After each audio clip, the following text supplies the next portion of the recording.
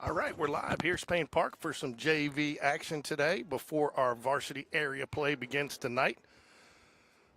So JV versus Chelsea. So flip-flop games. Last couple of weeks we've seen varsity play first, followed by JV, but it's going to be reversed tonight. I will be flying solo here for a little while, so bear with me. Beautiful day out here at Spain Park. Very little wind, nice and warm. Short sleeve weather, don't see that very often. Jaguars take the field. Johnson's going to be on the mound for the Jaguars today. So, the guess is, I have not seen the lineup yet, but my guess is that we'll move Brody Smith to shortstop.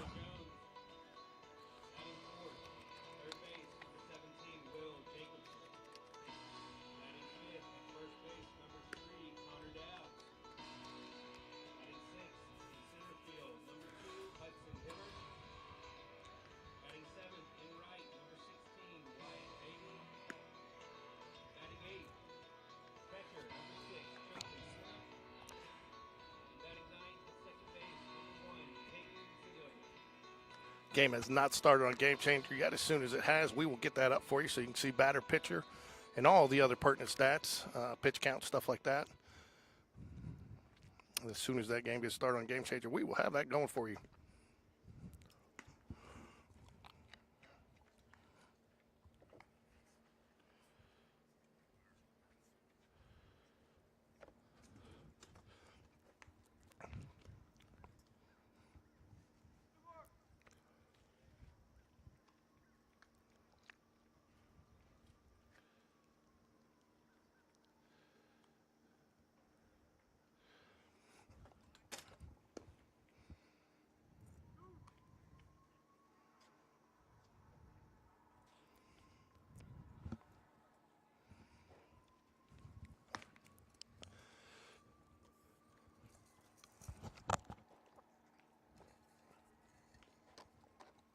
I believe that's going to be Tristan Slint behind the mound for the Jaguars.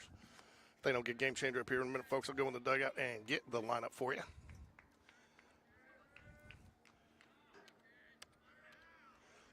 Oops. And I will adjust that camera to make sure we get the catcher in there. Between innings.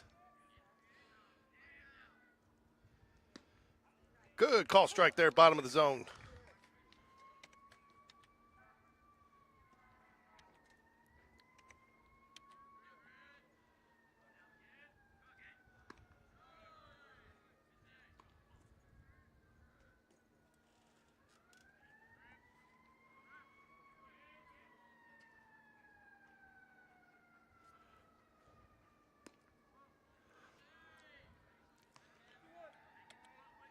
Two balls, one strike.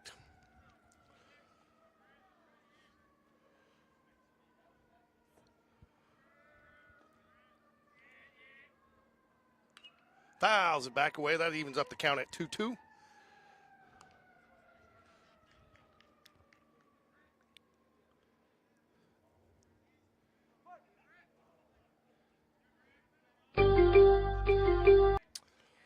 Johnson on the mound. Oh, it's Jones at shortstop today.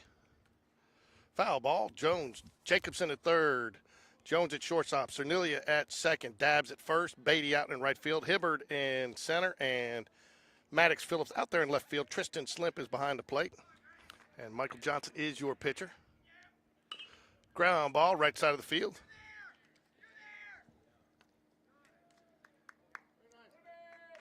Gets the out. That'll be the first out of the inning. Probst was the batter for the Hornets.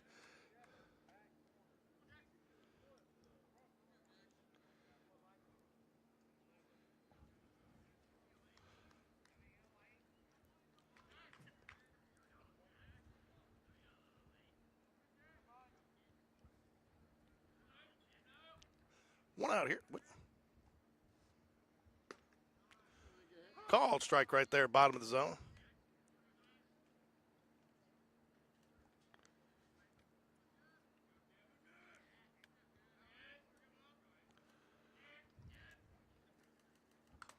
Fouls it back. 0-2 is the count.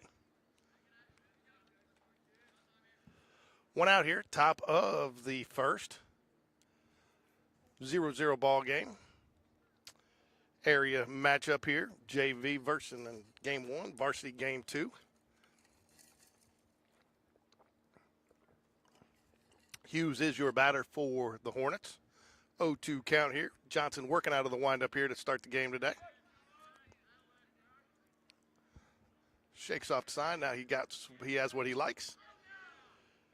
Oh, I'm not sure where that miss. How you lay off that pitch? It was good. It was out of the zone, but it was a good pitch. Good miss right there. Definitely where you want to be. 0-2. 1 ball, 2 strikes now to Hughes. Fly ball right field. It's going to get down for a little Texas Leaguer base hit.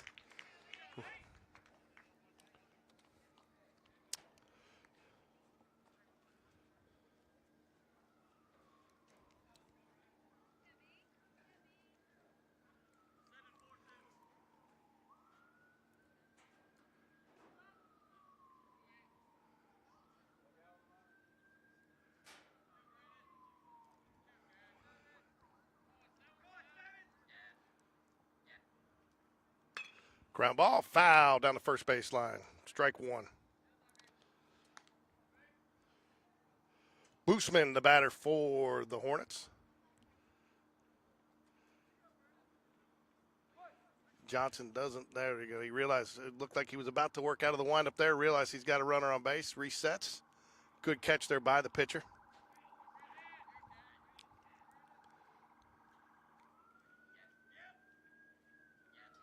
Nice little slice that fouls it back. Strike 2. Johnson working very nicely at the bottom of the zone here to these Chelsea Hornet batters.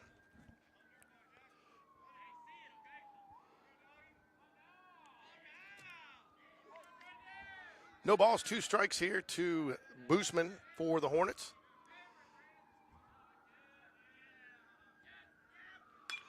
Gets him with the off-speed pitch, pops it up foul. It looks like it's going to get out of play, and it does get out of play. So we'll reset and do it again here, 0-2.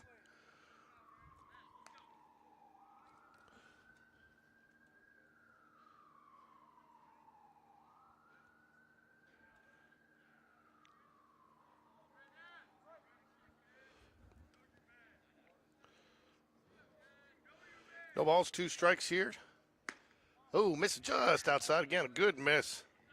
So far, I liked where Johnson is doing with the baseball in this first inning, folks. He's mixing up his pitches nice, mixing in some different locations. I think that was just a little too far outside the chase, but a good 0-2 pitch.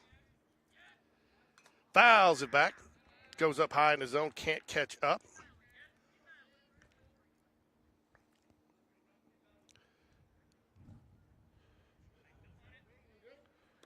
One ball, 2 strikes, 1 out here, top of the first.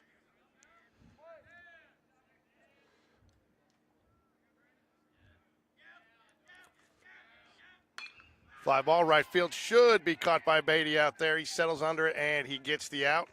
Out number 1. Out number 2, I'm sorry. So holds the runner at first. Nice play there, Wyatt Beatty. Older brother of Spain Park's outstanding superstar student, Libby Beatty, freshman at Ole Miss. So Libby, his older sister, great girl. Coached her in basketball. One of my favorites.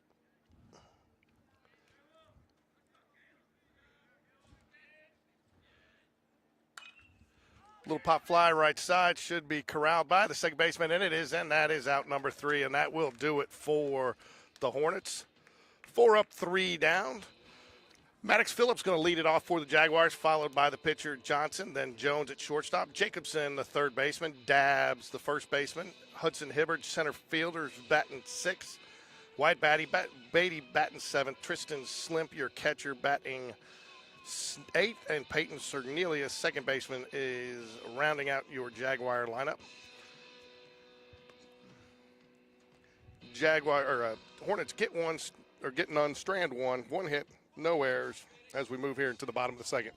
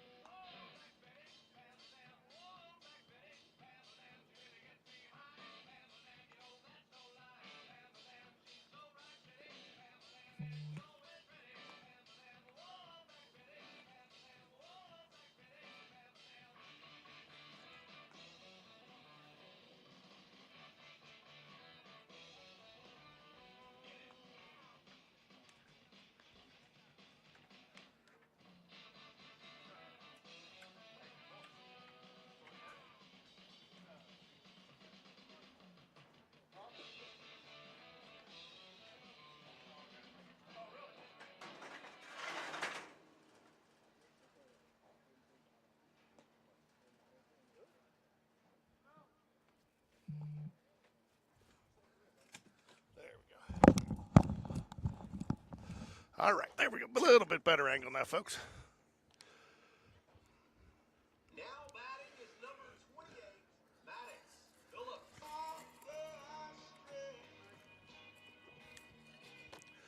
Maddox Phillips steps to the plate for the Jaguars here. Bottom of the first. Morgan will be your pitcher for the Hornets.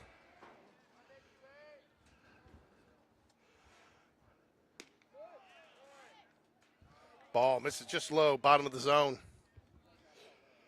Umpire has been consistent on that call today. Fouls it back. Good cut there. Strike one. Maddox Phillips, the left-handed batter.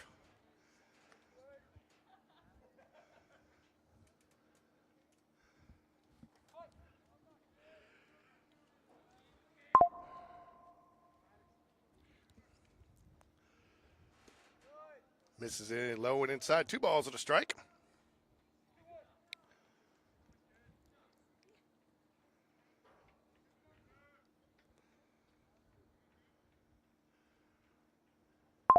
Swing and a miss. Strike 2. Little shake up today. Coach Hammock at third base. Coach Whitaker over at first.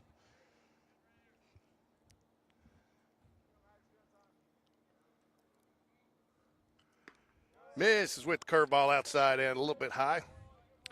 Full up, payoff pitch coming.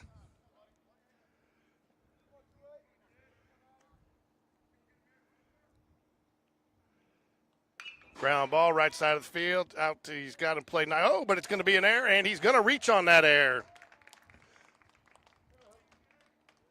That's what happens. Good things happen when you put the ball in play.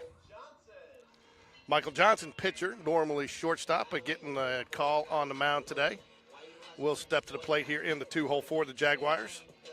Jones, playing shortstop today, is on deck, followed by Jacobson in the hole, third baseman.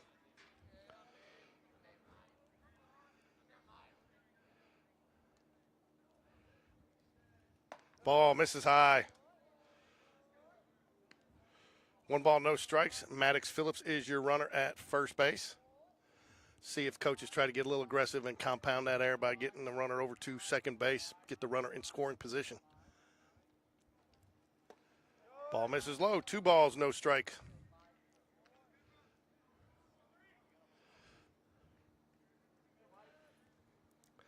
Jones, a recent addition to this lineup, the on-deck hitter. Came up from freshman. 3 balls, no strikes. Hey, Anna. It's Taylor, right? No, here. No, I know this, here. I couldn't, I'm drawing a blank on the T. I don't want to keep calling him T. Jones. And Johnson draws the walk. That'll bring up Taylor Jones, younger brother of varsity superstar Reese Jones out here.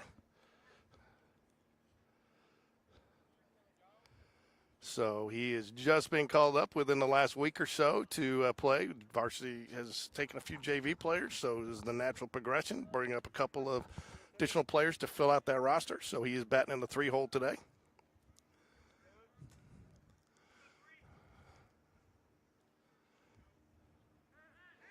Lays down a nice bunt, folks. It's going to be tough. He is going to probably get him, but he does his job, gets the sacrifice, moves the runners over. Nicely done by the freshman right out of the gate. I've seen varsity players who can't even get that bunt down lately on a lot of teams. So well done there, young man. Puts 2 runners in scoring position here for the Jaguars for the hot-hitting Will Jacobson.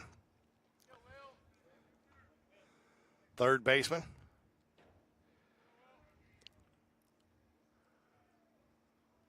Ground ball. It's going to, gets through. Nice hit. Infield was in, and he put it in the right spot. Great effort there by the shortstop, but it gets through. Up to the plate, it's number 3, Connor Dowd.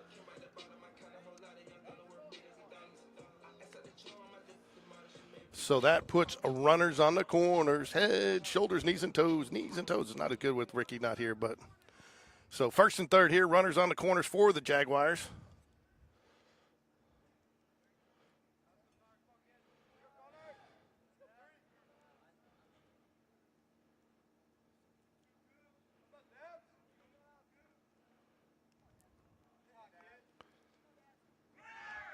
Runner goes. Does not throw. Called strike.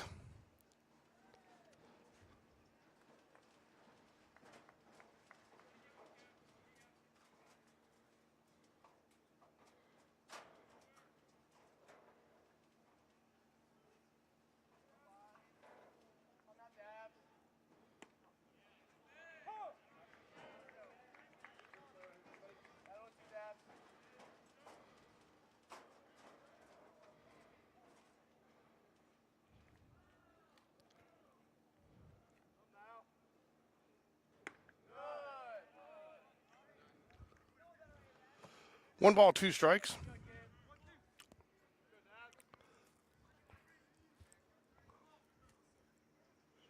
Dabbs is the batter. Oh, he gets him on the outside corner. That one looked a little bit close, but umpire gave him the call, so that will be 2 outs.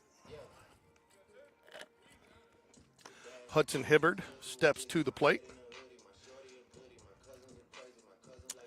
Definitely want to get more than 1 run here with runners on first and second to start the inning. No outs. Misses outside, ball 1. Hudson Hibbard, center fielder today for the Jaguars.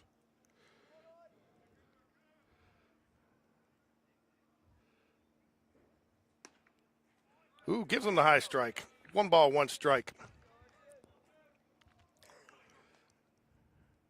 Umpire seems to be settling into his zone here a little bit. Seems to have widened just a bit this second half of the inning.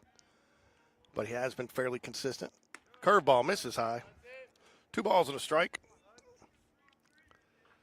Base hit, any base hit here should, to the outfield, should score 2 runs. They'll be going on contact.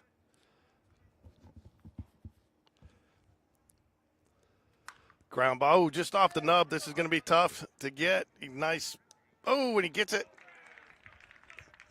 Umpire asks the home plate to confirm that he's on the base. He says yes, that'll be the 3rd out. So Jags get 1, Strand 2 here. Take a 1-0 lead as we move into the top of the 2nd inning. Do not have the batters coming up for Chelsea. They're adding to the lineup as they go here, so get that as they go, and then by the time they get through the lineup one time, we'll have that information.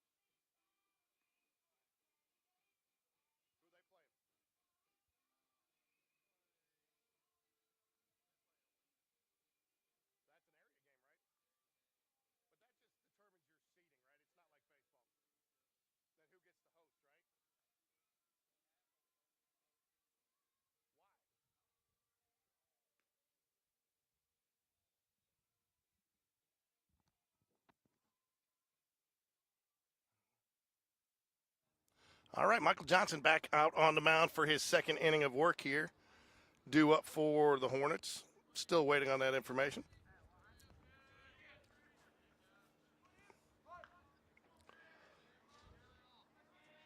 Jags do take advantage of the Chelsea air there in the 1st inning. Nice pitch right there, belt high, strike 1. Finney, your batter for the Hornets. Johnson, 16 pitches that 1st inning. Misses just low. Good miss, though. 1 ball, 1 strike here, top of the 2nd action.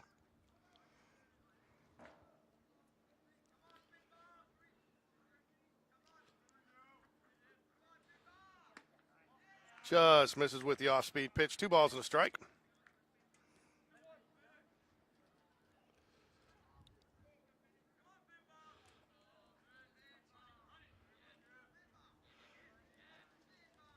Fouls it back, evens up the count at 2-2.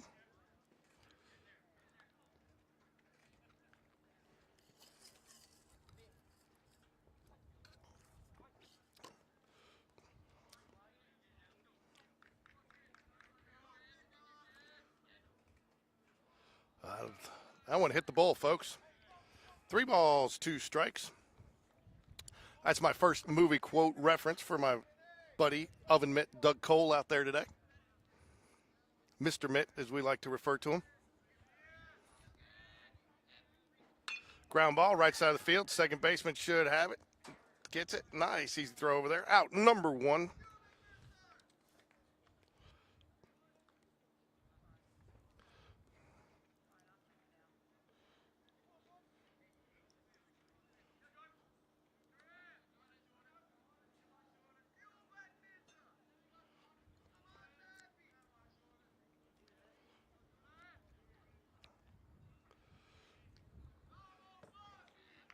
One out here. Miss is just high. Not sure how with this batter.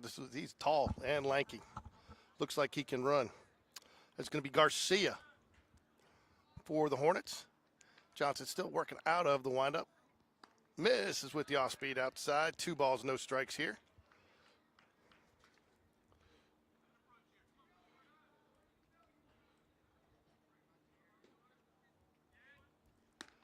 Ball 3.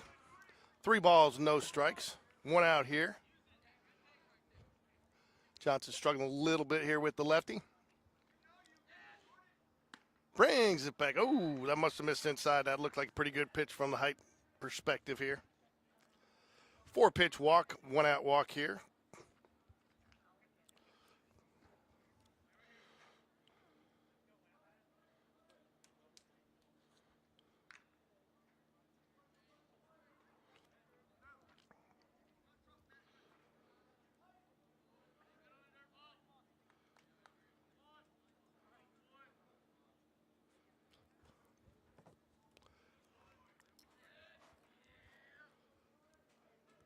Runner goes. Looked like it. Oh, called strike. Can't get the handle on the throw, so no throw down to second, but he gets the called strike.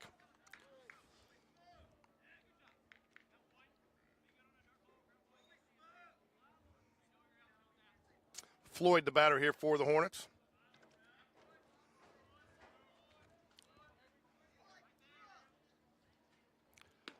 Ooh, nice pitch right at the bottom of the zone there, knee-high fastball.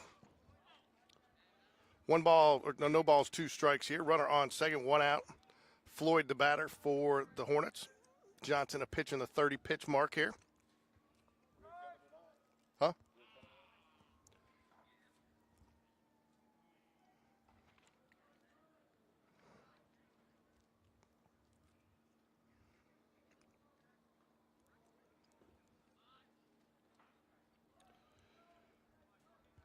Everybody gets on the same page there. Little conference.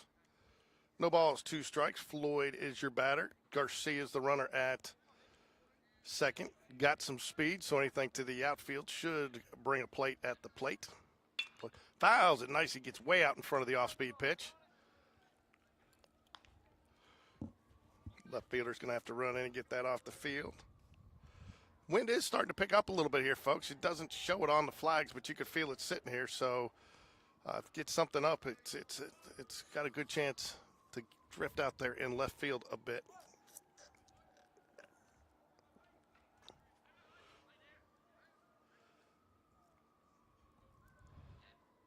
Fouls it back, just gets, he was fooled a little bit there, but good job getting the bat on it to foul it away and live to fight another day.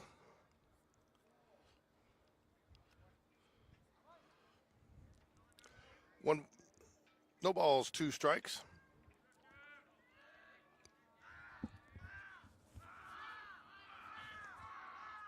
Swing and a miss. He takes it upstairs and he gets him to strike out. Way to run that ball upstairs. No chance to catch up to that one. Strike 3. 2 outs now with 1 on here. Top of the second.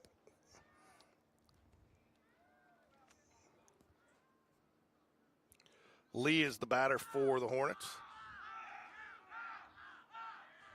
A little bit of chatter coming out of the Hornets. Ooh, nice. Thought he got him to go. Umpire says no. Good off-speed pitch. Nice mix up there to start with the off-speed on the 0-0 count.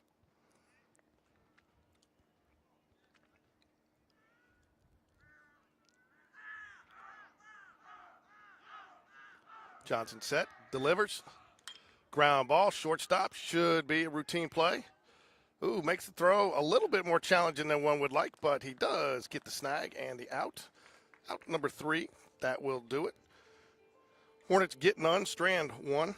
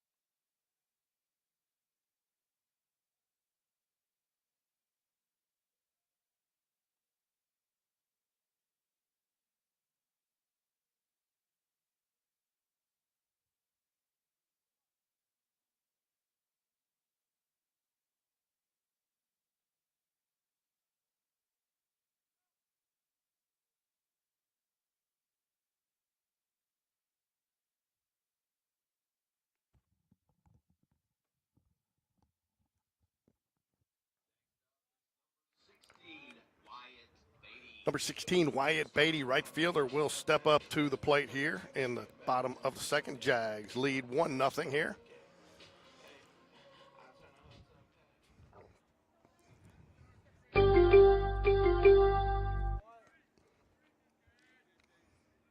Ball low, this is outside. 1 balls, no strikes.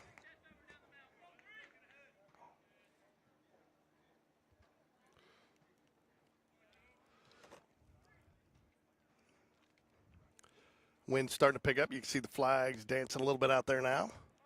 Ball missed just a little bit low. Needs to bring it up just a bit to get that call. No 2 balls, no strikes.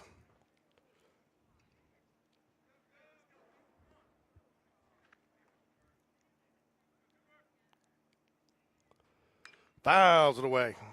2 balls and a strike.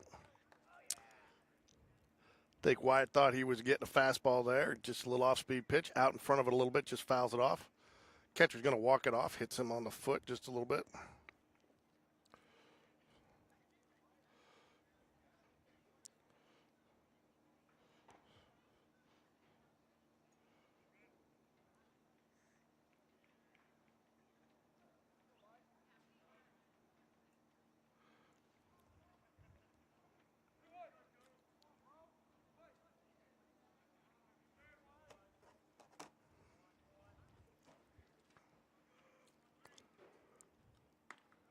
Ball misses 3 balls and a strike. Good take right there. That would have been an easy one to swing at there. Looked nice coming up there, but drifted just a bit outside. It would have been a tough pitch to hit. 3 balls, 1 strike here to Wyatt Beatty. Morgan on the mound for the Hornets. Ball 4, leadoff walk for the Jaguars here in the bottom of the second. That'll bring up catcher Tristan Slimp to the plate. So you can tell it's been a week since I've called a game, folks. Sorry about that. Peyton Cernelia will be on deck for the Jaguars, and then we'll turn it back to the top of the lineup with Maddox Phillips in the hole with nobody out, so he should get to it in the bat here. Wyatt Beatty, a little bit of speed, a threat to go here. Pops it up. It's going to drift out of play back here over the head into the bleachers.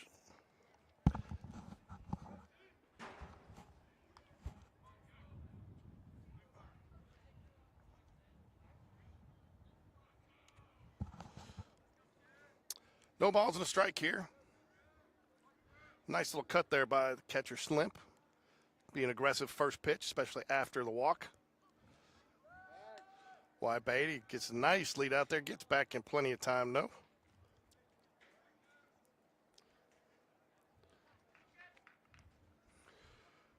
No balls and a strike here.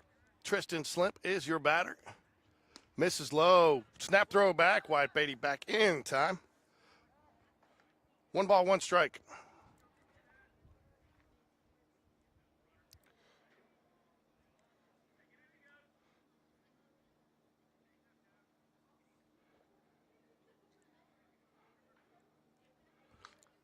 Fouls it back.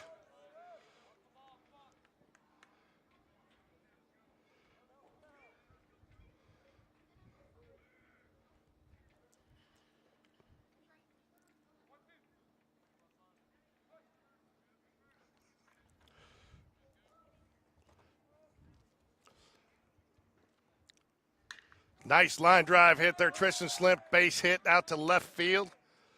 Left fielder comes up with it. Beatty will have to hold at second, but great at bat by the catcher. We should see a courtesy runner coming in for the catcher here. Jags threatening here. Nobody out first and second. Might be a time you might see Coach Whitaker go with a little smaller. Coach Hammock actually go with a little bit of small ball here. Get the runners to second and third with the top of the lineup coming up here. We'll see what he elects to do.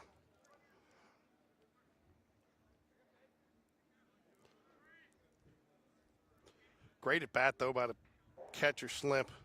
Does not elect to bunt. Misses ball outside. Infield is in, so he may be wanting to see if he can't slap a base hit through there with the middle infield is at double play depth, just in on the corners. Pops it up. Foul. Back out of play. 1 ball, 1 strike.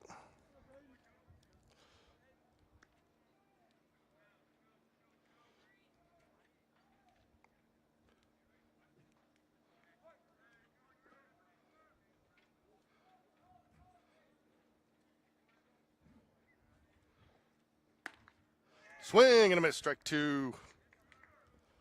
Nice. He brought a little extra heat on that fastball. 1 ball, 2 strikes. You just want to put something in play here. Advance the runners if you can.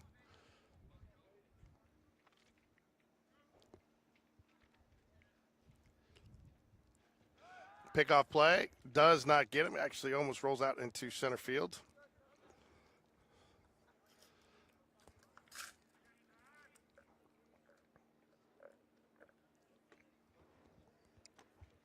Maddox Phillips, left fielder, on deck here for the Jaguars.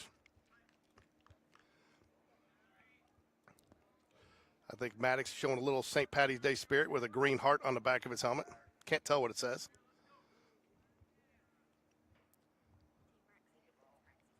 Swing and a miss, strike 3. What is that?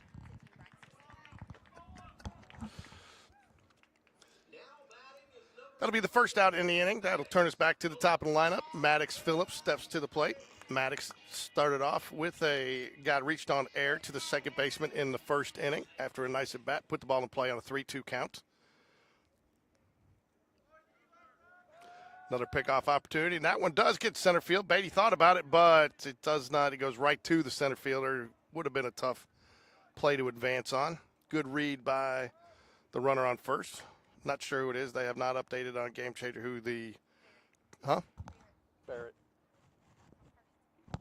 Barrett's on first. Yeah, they don't do as good a job on Game Changer as they do at the varsity level. Update and everything.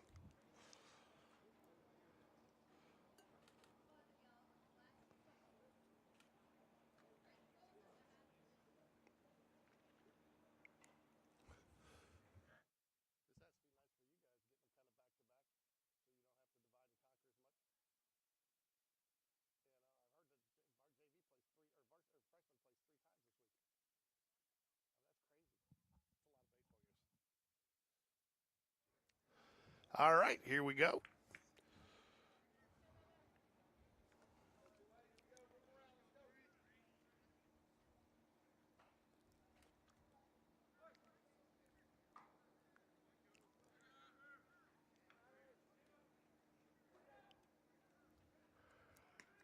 Ball misses outside. 1 ball, no strikes here. After the little conference on the mound.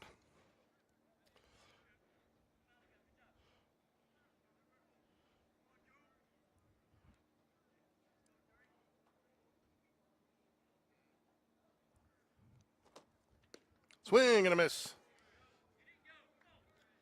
1 ball, 1 strike here to Maddox Phillips. Jags led off the inning with a Wyatt Beatty walk and a Tristan Slimp single to left field. Got to take advantage of these situations here. Swing and a miss, strike 2. 1 ball, 2 strikes here to Phillips. Older brother Kalen playing at Holy Family up in Philadelphia. I will be there next week. Ball, good take right there. 2 balls, 2 strikes.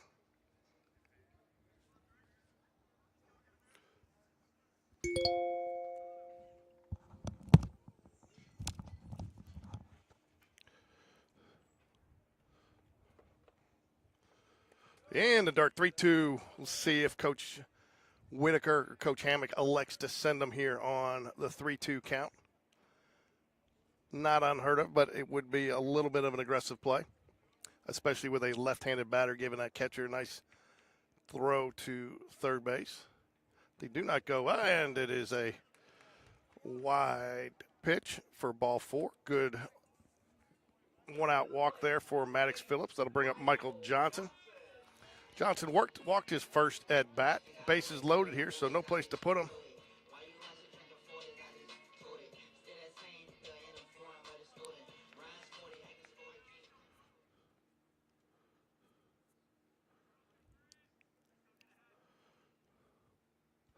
There we go. Line drive, base hit. Should get down. It does. It's going to score 2. He was going. He had a good read on that, and he will get home. Nobody, and the runners are going to go on the errant throw.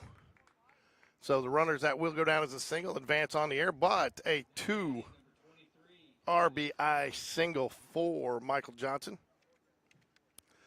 Brings the lead to 3-0 here for the Jaguars, bottom of the second. Good first pitch swing going up there, knowing he was probably going to get something to hit with. The bases loaded, didn't want to walk him, didn't want to get work from behind. So good, smart hitting there by Michael Johnson.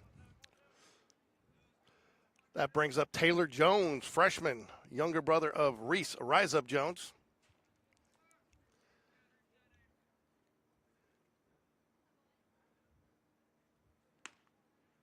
Called strike on the inside corner there. Taylor bunted his first at bat. A nice bunt. Got the runner's advance. Did his job on a first pitch. Laid it down nicely.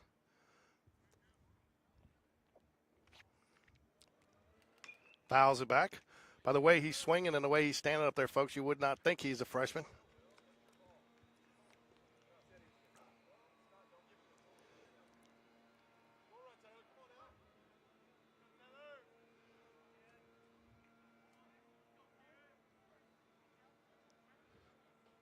Nice little, it's going to flare. Is it going to get down? It is just foul. Just foul. Had a chance. It was right down there. Good placement on an 0-2 pitch. Just could not get it to fall. He'll come back with 2 strikes. Runners on second and third. Base it. That would have scored 2 easily, folks. It would have been nice. That was not foul by much. But it was foul.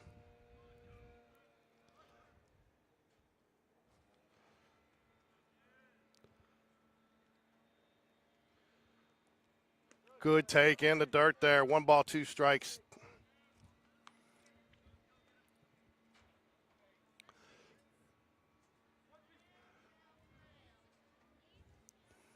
Rise Up Jones will be featured in game number 2. I'm sure the Jags are counting on him today if they're going to walk away with a victory in this first area matchup. 2 balls, 2 strikes here, too. His brother, though, Taylor. We're not done here yet. Got plenty of baseball left to go before we get to that one. 2 balls, 2 strikes here. Pitcher is working out of the windup. Pop fly it is. Looks like it's going to get down the line. A first baseman should catch it, and he does. And that will be out number 2. Up to the plate, it's number 17, Will Jacobson. Will Jacobson will step to the plate for the Jaguars.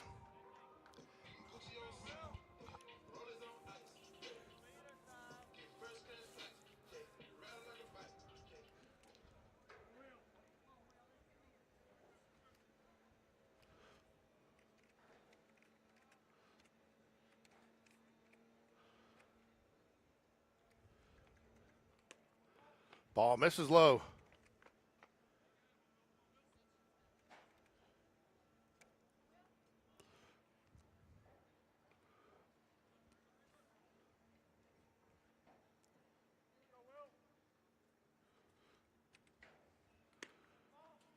Must have been just a bit inside. 1 ball or 2 balls, no strikes.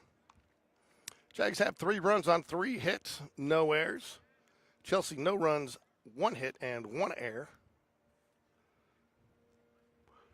Beautiful day out here at the ballpark. Called strike at the knees. Good pitch right there. 2 balls and a strike. Jags would love to plate 2 more here with the base hit. 2 outs. Runners will be going on contact. Good opportunity if he can put something in play. Line drive, base hit, left field. That'll get down, and it should score 2. It does.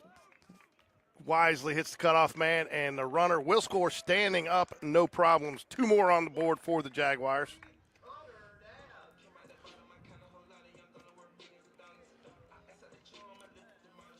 5-0 here. Jaguars here, bottom of the second. Connor Dabbs will step to the plate. Great at bat there by third baseman Will Jacobson.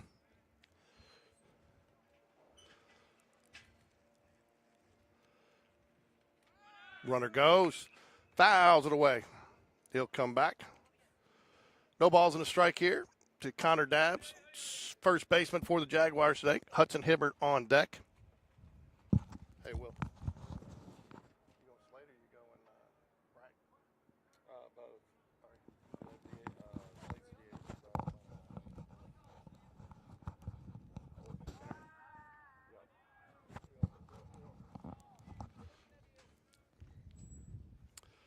No balls in a strike.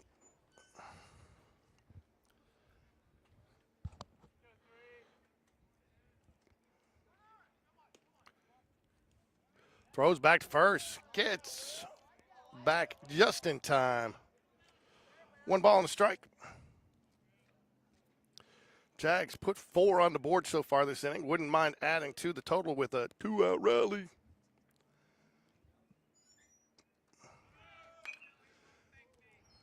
Foul down the right field line. I don't think he's going to get there. It's definitely out of the camera range.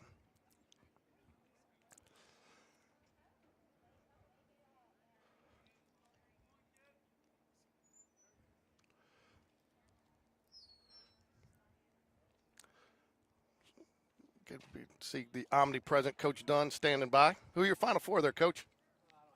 He doesn't have it yet. He doesn't want to reveal. You can't get in that. You can't get up in that melon of sports knowledge.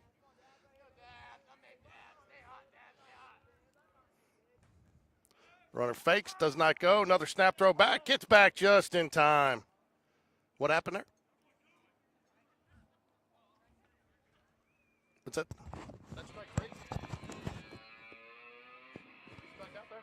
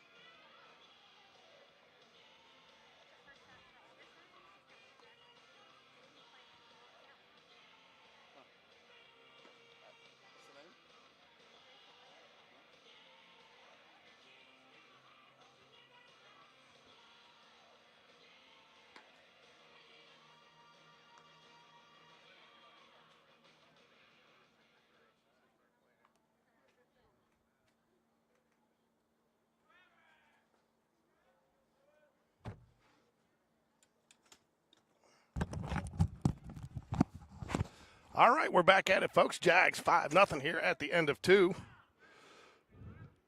Faulkner up for the Hornets. Swing, he's way out in front of that one. Strike 1.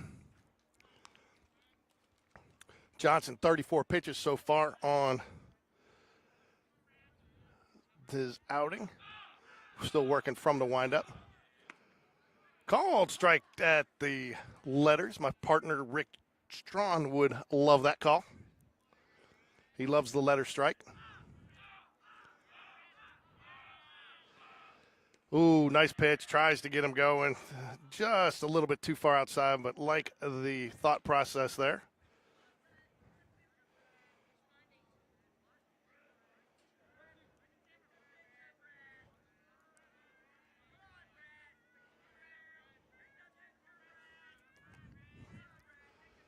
Pop fly. It's going to get down. I think it's going to get out of play. It may get into the bullpen.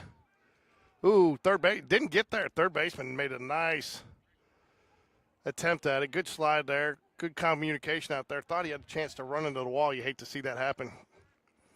The wall doesn't move. The body does. So usually you lose that battle. So good communication out there to get him to pull up and off of that.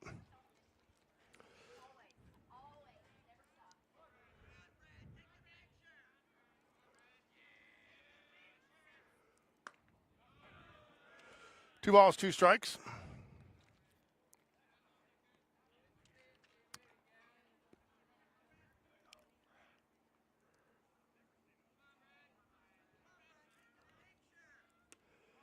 Ball misses inside. Three balls, two strikes here. Top of the third. Leadoff man for the Hornets.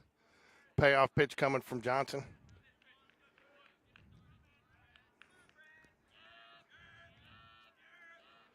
Fouls it back, comes with the fastball as expected, but he has a lot of confidence in his off-speed stuff, so would not be surprised to see him go with a 3-2 off-speed pitch. It's a nice thing when you're throwing all your pitches confidently, you can work with from just about anything. Foul ball. Faulkner proven to be an elusive out here in the 9-hole.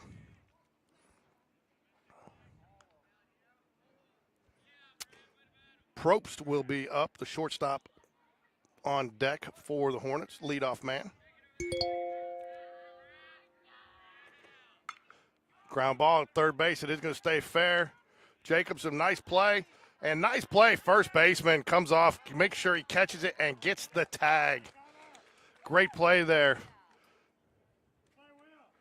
Great play. Jacobson took his time, made a good throw that his first baseman could catch, got it there in plenty of time. First baseman does not panic, comes off the base, and makes the tag for the out. That's a tough play. They made it look easier, folks, than it really was. Oops. Called strike.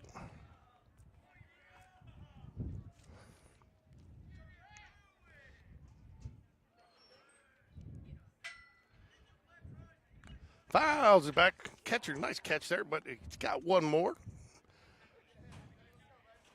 No balls, two strikes, one out here, 5-0.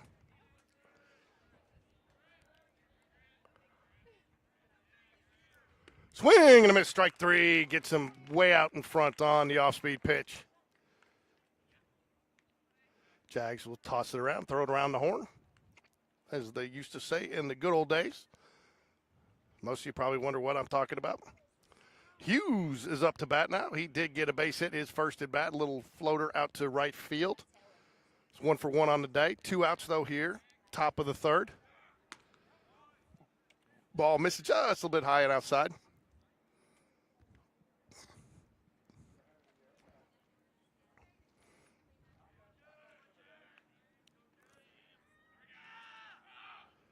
Nice curveball at the bottom of the zone there. Off-speed pitch, 1 ball, 1 strike, evens up the count. Not a pitch you see in many JV games, folks. Comes back with the curveball, misses just outside. 2 balls and a strike. Jags lead here 5-0 there, top of the third. This is game 1 of our doubleheader action today. Varsity Jaguars take on the Chelsea Hornets in game 1 of their first area series. Swing and a miss, strike 2. Wouldn't be surprised to see him come with some off-speed here, try to get him. He's been out in front the last 2 off-speed pitches he's thrown.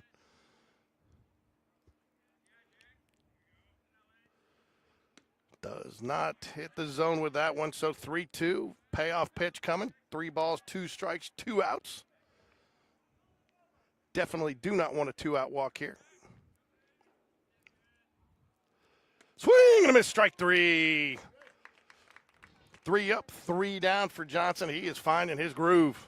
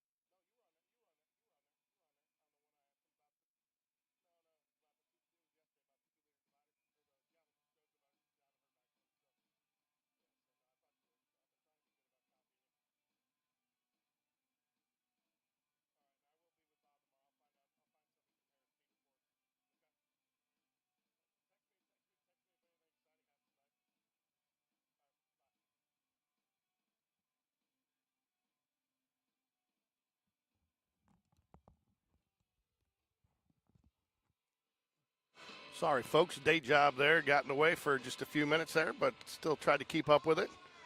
Peyton Cernilia, nice leadoff walk here for the Jaguars in the bottom of the fourth. Maddox Phillips will step to the plate. Maddox 0 for 1 on the day with a walk, reached on an error. It's got a 1,000 on base percentage. Jags have 5 runs on 4 hits, no errors in the field so far. Chelsea 0 runs on 1 hit and 1 error.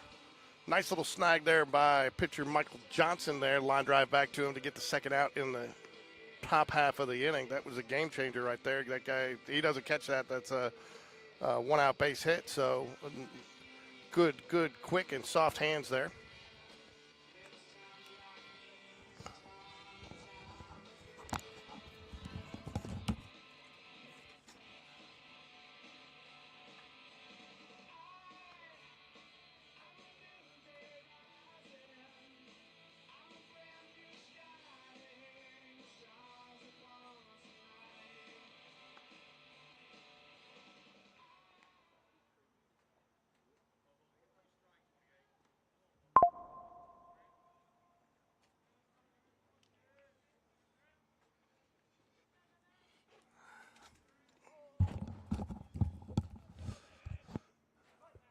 Maddox Phillips steps to the plate here. Michael Johnson on deck for the Jaguars. Pitching change. Probst in for the Hornets. Starts off with a strike to Maddox Phillips. Runner on first for the Jaguars.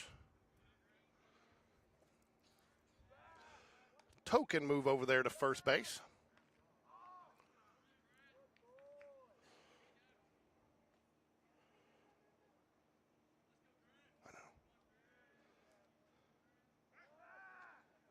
Oh, shit.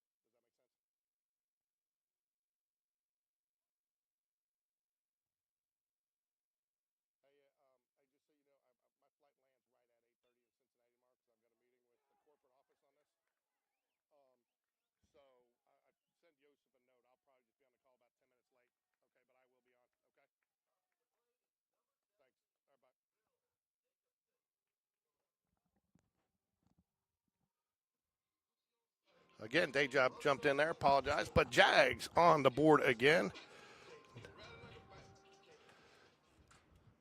Nice.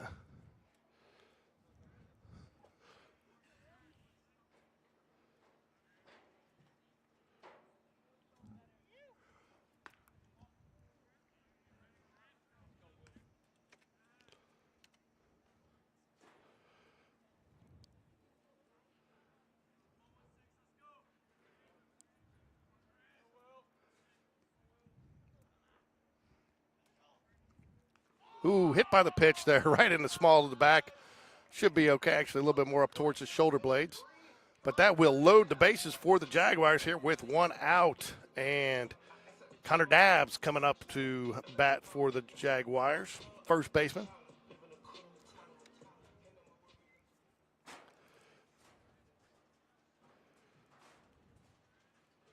Taylor Jones with a nice RBI single. Taylor's had a ground ball. It's going to get through. That'll score at least one. He's going to send him. Here he comes. There's going to be a play at the plate. Throw is on its way. Not in time. Runner will advance to third and second on the throw. Good aggressive base running there by the Jaguars. Nice 2 RBI single for Connor Dabbs, first baseman for the Jaguars. Extends the Jaguars lead to 8-0 here. That'll bring up Hudson Hibbard, left fielder, center fielder for the Jaguars. With one out, 2 on here. Jags put up a 3-spot so far, 8 runs on 7 hits.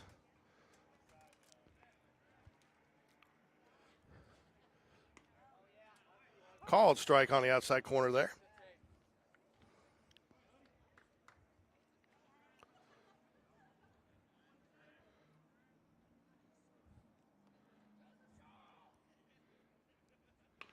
Off the end of the bat, back to the first baseman. Runner's not going to be able to score advance on that, and that will be a full swing bunt there for out number 2. Wyatt Beatty steps to the plate now with 2 outs here, 2 on.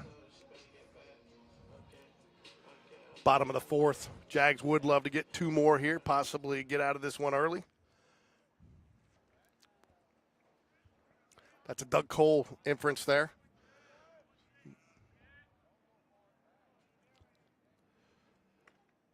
Ball misses, starts off with the off-speed pitch, does not hit the strike zone.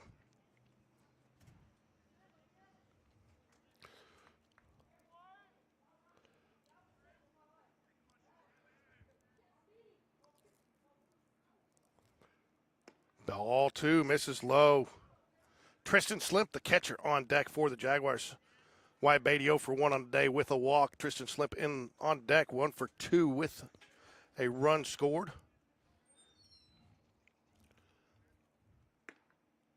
Called strike on the outside corner, letter high. That's for you, Rick Strawn. 2 balls and a strike here. Starting to see some of the varsity Jaguars make their way to the field to cheer on their fellow teammates here as they get ready for their first area game tonight. Ball misses inside, 3 balls and a strike.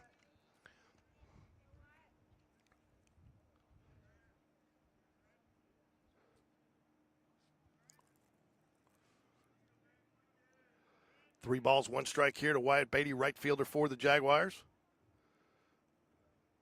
Ball 4 loads the bases for the catcher, Tristan Slimp. He'll shed the catcher's gear, step up to the plate.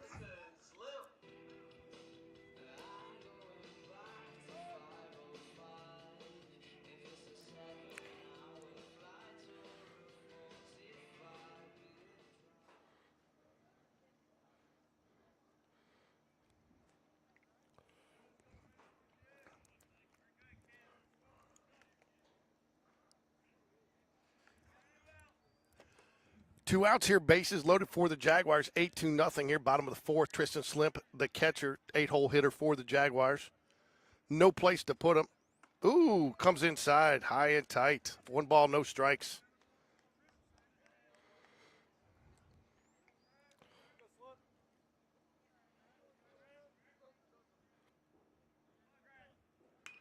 Fouls it away.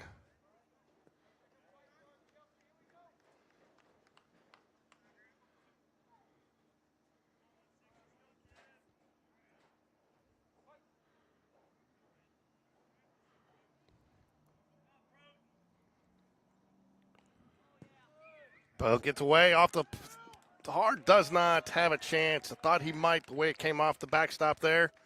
Jags will score a run here on the wild pitch.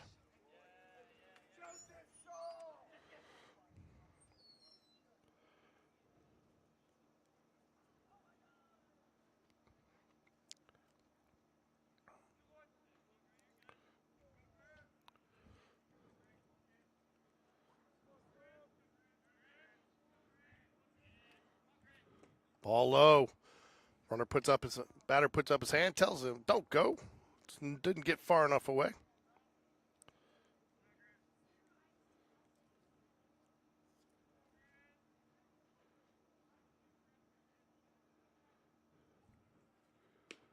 Ball 4. Bases are loaded again. That'll bring us back to Peyton Cernilia. 1 walk on the day, 0 for 1. He does have a strikeout.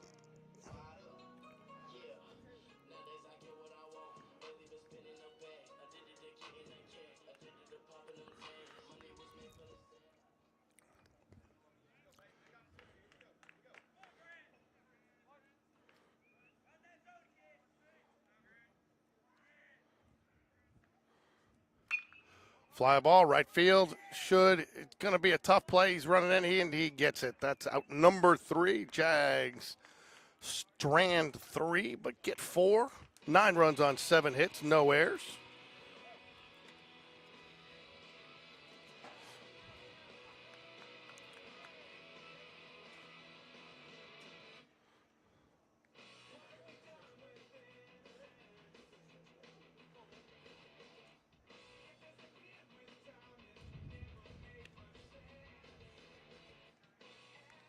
Oh, crap.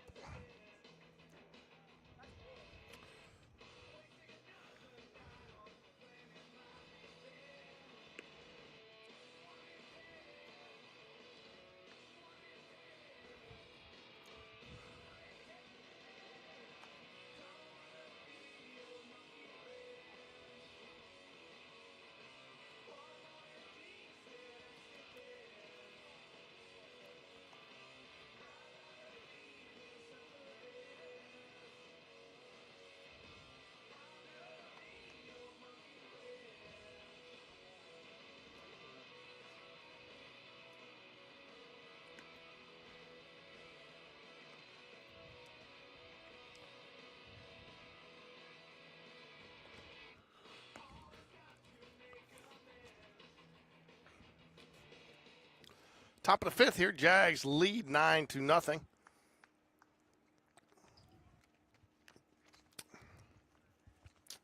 Jags are scored in every inning except for the 3rd.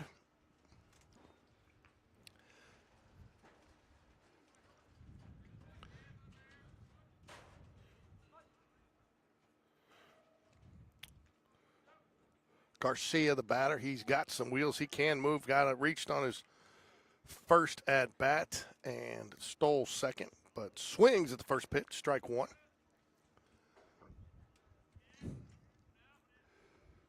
Pop fly down the left field line. Looks like it's going to get foul into the bullpen. It is in the bullpen. No balls, 2 strikes.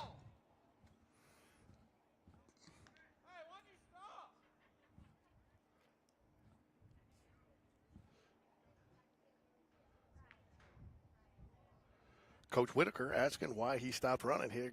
That was a playable ball. Not sure if he thought it was going to get out there.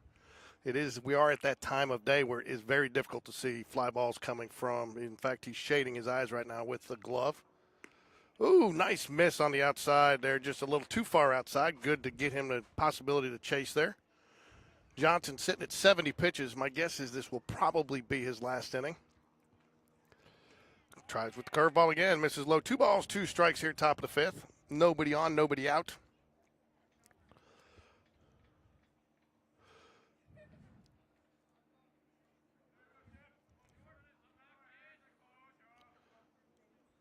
Pop fly, back out of play. We'll reset here, do it again. Johnson, nice strike percentage. 73 pitches so far in the day, 48 strikes.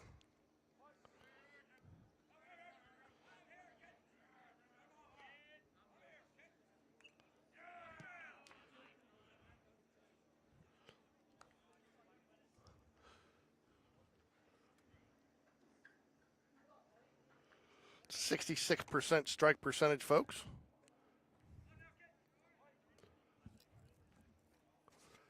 Two balls, two strikes. Ooh, misses. How did he lay off that one?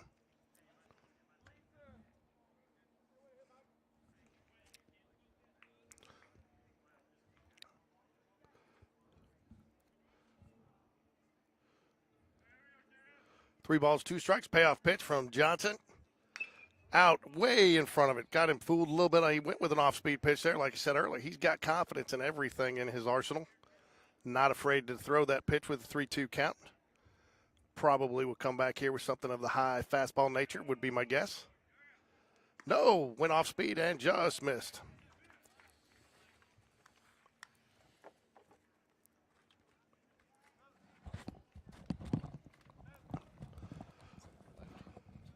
You can flip it around. Left-handed headset. Joined by the omnipresent Sean Jones here. So first, got to congratulate you. Younger son Taylor gets called up from freshman to JV. I appreciate it. Was he excited? Did you walk through the little bit of the emotion there?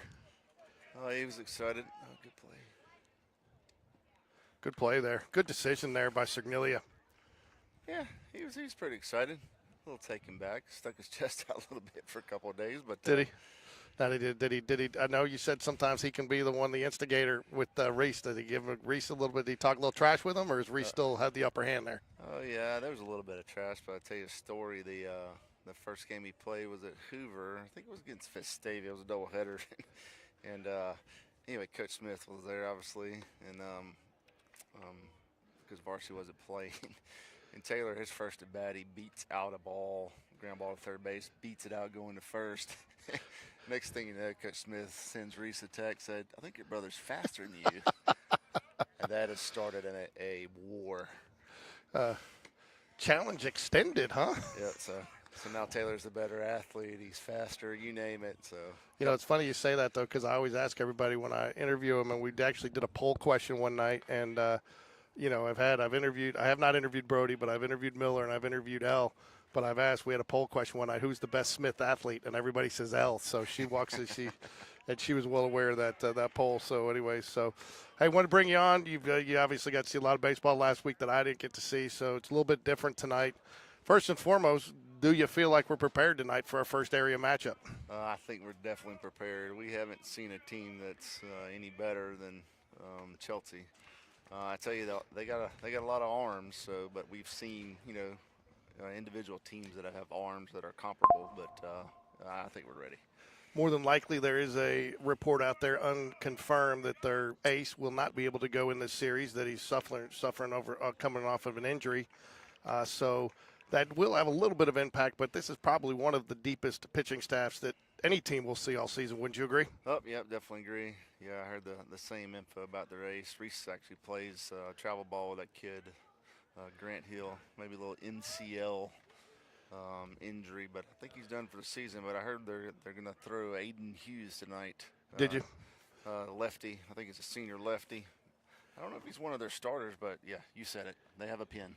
They got a pen, and it is deep. So do you think they're, and that's what that's what we were kind of wondering if they go Price. Stallings was obviously an option for him, the coach's son, but he plays third, and they've both seen action. Hughes also a multi-sport star. I believe he plays basketball too, doesn't he? Oh, I think he does. I can't remember from my basketball days of calling, but do you think they'll go more of a pitch by committee there, or you think they'll try to let it, or you think they're going to try to piece it together, or you think they'll let him go as a kind of a starter? I think they'll see as far as he can go. Obviously, with a deep pen, if they can get through half that game with Hughes, that's a plus on their side. Especially with I'm assuming McQueenie's going to pitch for us. He is. I've already got confirmation on that. So if they can pitch with that and really battle with our number one, that puts them in a good spot, especially heading into game later of the week. So McQueenie, speak of it, he's been on fire this year, but his one Achilles heel has been some walks. You've seen a couple, I think he had a 5 strikeout game, but 7 walks in that game, Fortunately for him, to this point, he's been getting the walks at the right time, and they haven't been able to do any damage with it. But you're coaching him. What do you tell Patrick tonight in his first area start? Because there's obviously going to be a little bit more pressure on him. Yep. Obviously, staying away from the walks is probably not what I tell him, but definitely first pitch strike, make the guys put it in play because what you don't see from the walks is that's pitch count.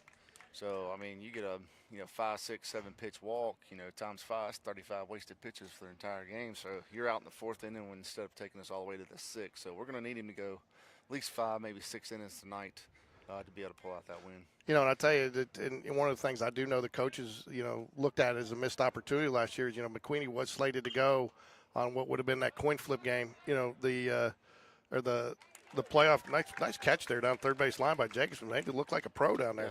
Yeah, but they had planned on trying to pitch McQueenie that day just to get him some experience in area play in case you needed him. And again, you'd love to see him have one area start under his belt, but we don't have anybody on this staff that's got an opportunity for an area start. So, for anyone that starts, the other thing you mentioned that Hughes, the lefty, I know Coach Stallings over there, he's a film study guy too. And I think if you look, another Achilles heel for the Jags got picked off a lot with left-handed pitching this year. So you think that factored into the decision a little bit? Yeah, I would say so. I tell you, if the guy's got a decent move, man, it's either first move or no move if you don't go at all. So it may be a game of small ball. We get somebody on first, and instead of stealing, they might be a little sacrifice bunt tonight. And Will's known to use that occasionally. So I noticed that they moved Reese up a little bit in the one hole that led off a little bit last week. How did he feel about that? Is it something that some guys love it, some guys he likes sitting in that 2-hole. Honestly, he can't stand it. He really does not like it.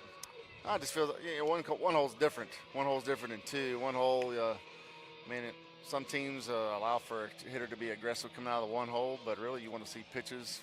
Will's more of a see some more pitches type of guy, so it's not like I can go up there and swing at first pitch when 9 times out of 10 you're going to get first pitch fastball right down the middle. So, right. Yeah, he'd rather not. Yeah. Well, and I know, too, sometimes you may not get the pitches you want to hit up there in that one hole because they can afford to put you on. They don't want to. You don't want to lead off walk or whatever, but if they got the first guy on, then they limits what they can do to that 2-hole just a little bit. You got to make sure you're throwing strikes. Yep, but one time, especially leading off a game, if your guys are sleeping, man, it's easy time to drop a bunt down for a base hit down that third baseline or even first. I guess if he does that, we'll see who's faster. There'll be a lot of talk, absolutely, if he beats that out. So, talk a little bit too. I talked to Coach Smith about it a little bit, and he says that Reese is coming into his own a little bit this year. He's chirping a little bit more. Not that he didn't have the confidence, but I think some of that came from respect for the older guys that he played with. But he is taking on a little bit more of a vocal leadership role. Oh yeah, it's surprising to me because he's been that quiet leader. Basically, just the business guy on the field. But yeah, I think he's trying to encourage some of the younger guys. So I think that's a lot of what you hear. That chirping is trying to get, okay, younger guys, let's come together because he knows he's not just this year, it's also next year he's got to spend with them. So I don't want to, a game's just a game, right? And the coaches will tell you that all the time. And so you don't want to overemphasize one game over another. But my assessment is this was a big one tonight. It kind of sets the tone for area play. Chelsea is kind of the favorite in the area. And I kind of think if you can get this one, you really set yourself, it really exponentially increases your chances to be making it out of area. Yeah, I think your perspective is spot on. You said it. They're probably the favorites, basically because of that pitching staff. So, assuming they're the favorites, right? You got to split with them because you're going to hope they're going to go 2-0 against the other two rivals in the division. So, yes, I think tonight is very, very important, especially with who they're pitching, because they're going to say if they can get through this game, they're going to save 3 or 4 guys as studs for that other night. So, game one coming out the gates is really important for this team. Well, you made an excellent point there too. And again, that's one of the things I talked to Coach Smith briefly about before the game. Is as deep as they are, still losing that one guy gets you deeper into their rotation. So I think it's one of the other critical factors tonight is you want to see a lot of pitches. You want to get them deeper into pitch counts where they might have to use more guys. To your point, if you were talking offensively to your team, would you tell them I want you seeing a lot of pitches tonight? Yeah. Would that be a goal? Yeah, I think you gotta get people on base. You gotta get into their pen early. And hopefully they'll wave the white flag maybe about the 3rd inning. They'll pitch off, and we'll tuck that one in the win column and move on to the next day. So you're like Doug Cole. You're wondering what the run rule is in the 1st inning. Oh yeah, like Doug used to do. Absolutely. So. And that was a sharp hit by Maddox there. It was, and I mean he's had a nice game. Got on, reached on it. Had some good at bats, some 3-2s. A lot of quality at bats for him today, and he's doing the job of a leadoff man, getting on base. I tell you what, speaking of dropping a bunt earlier, Taylor dropped a nice little bunt to start the game there, and I even commented, you don't see varsity players. I mean, talk a little bit about that. Where have we lost that art? I mean, you either see kids that can do it or they can't, and it used to be. I mean, I remember when we were younger, we would always emphasize bunting, It just seems like teams have gotten away from it. Well, I think that's that kind of that mantra that bunting should be easy, right? Yeah. Unless you practice it every single day, unless you grow up doing it, it is not an easy thing to do. But yeah, that's one of the things he's learned really from his brother, and that's something we've always practiced is, hey, every time you get in the cage, we're going to bunt. We're going to at least drop 3 or 4 down. So, and I know last question I want to ask you, and I'll let you get back to watching because is this your son betting? Yeah. Okay, hold on. All good. Yeah. So you all good here? I'm We're talking good. about him. I'm just focused on talking to you, man. I'm so excited to have somebody on the air with me. I got a friend. He's just taking fastballs for strikes. We're all good. I could tell he was batting because you clammed up a little bit on me. I got to come up with a nickname for him. I can't do Rise Up because the nice base hit there. That's going to fall. Huh? He actually pulled his hands in. That was a good hit, too. Yeah, he got off the handle, too. But he took it to the opposite field and nice drops it in for a base hit, and he's, what's he, 2 for 3 tonight. 2 for 3 on the day with a walk, no walk, with an RBI and a run scored. Yeah. That one he didn't get a hit on, that was a terrible at bat, though. Oh, was it? Yeah. Yeah.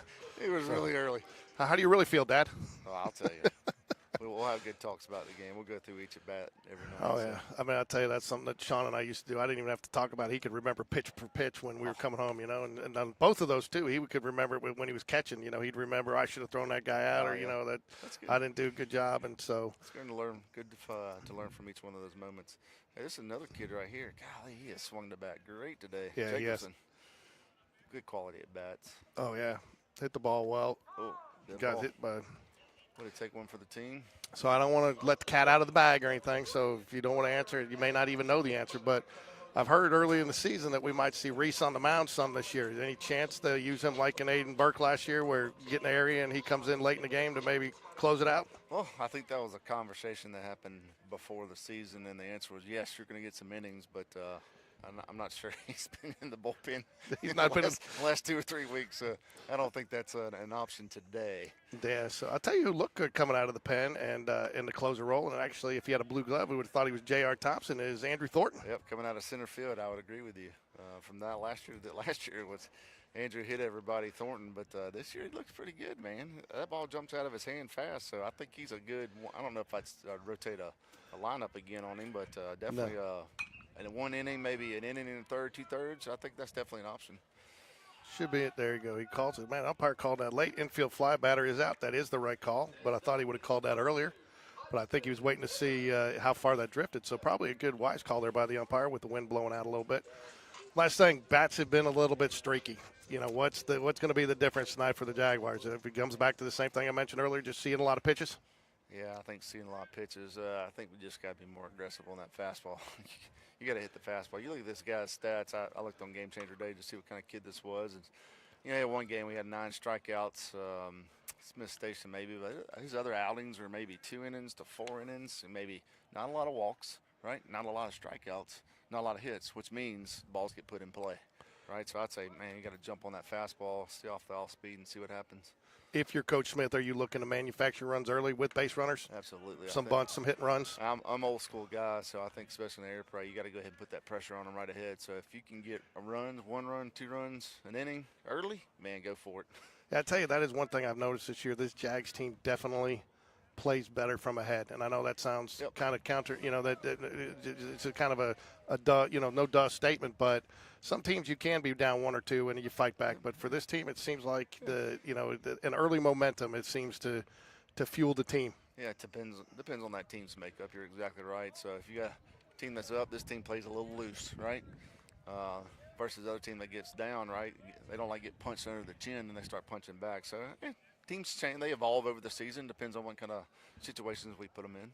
Another guy that's come on lately is Slade Bounds. Saw that, and I thought the coaches handled him wisely. He was struggling a little bit. They took him out, took some pressure off of him, took him out of that one hole.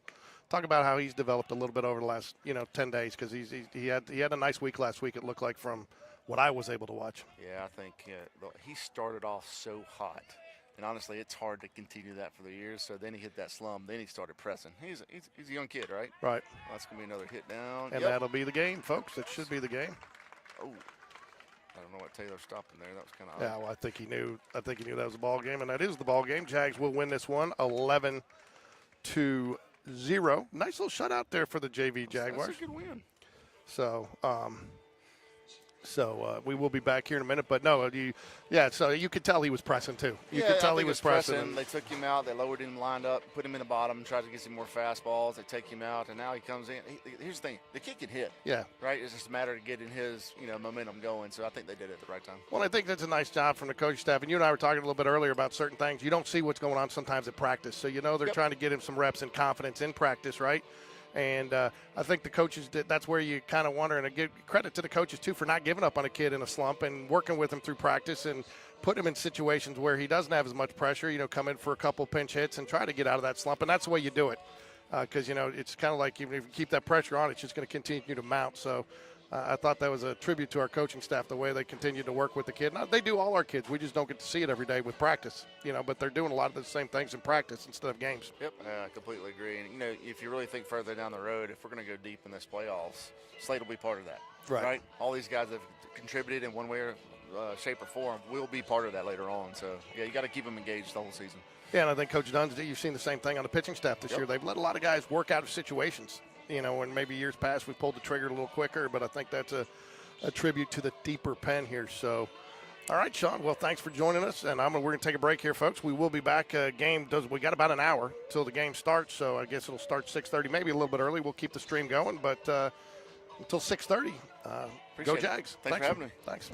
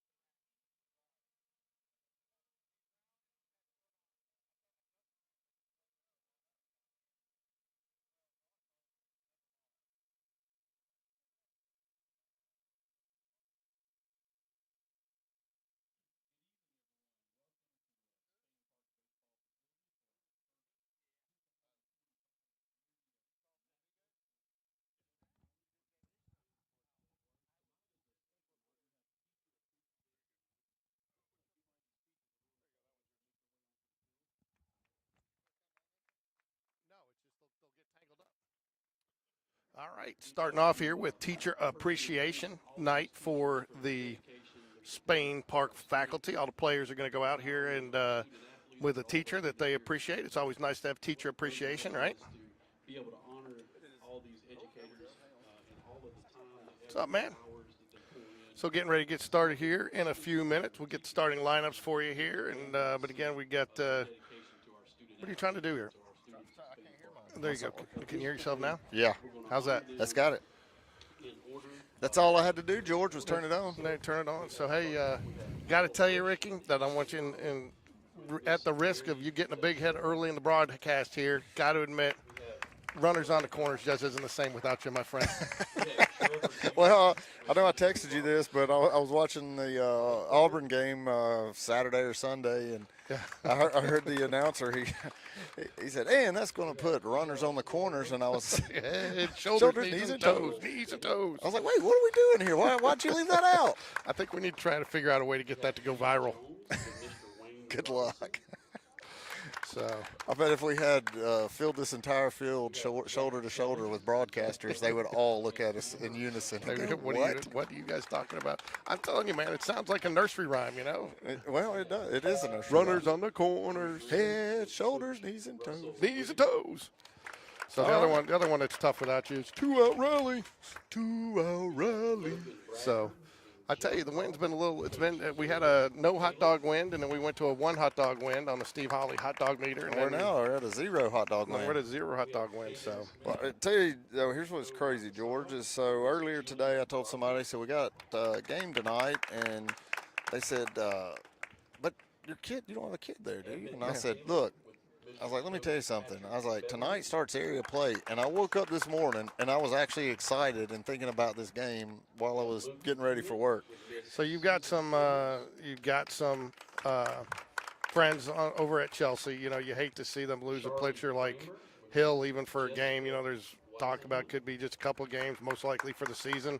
What's the kind of the mood over there when you lose a player like that? Sometimes it's tough to bounce back, and I think they just found out Friday and haven't had a game since, right? Right, and I talked to so apparently he's been having a little bit of trouble before, and I don't even know what his diagnosis is or anything else, and this is just hearsay, but I think it'd been bothering him a little bit, and regardless, I talked to dad of another pitcher at Chelsea this morning, and asked him, how the team was doing with it and all of that, and he said, over here it's just next man up. Yeah.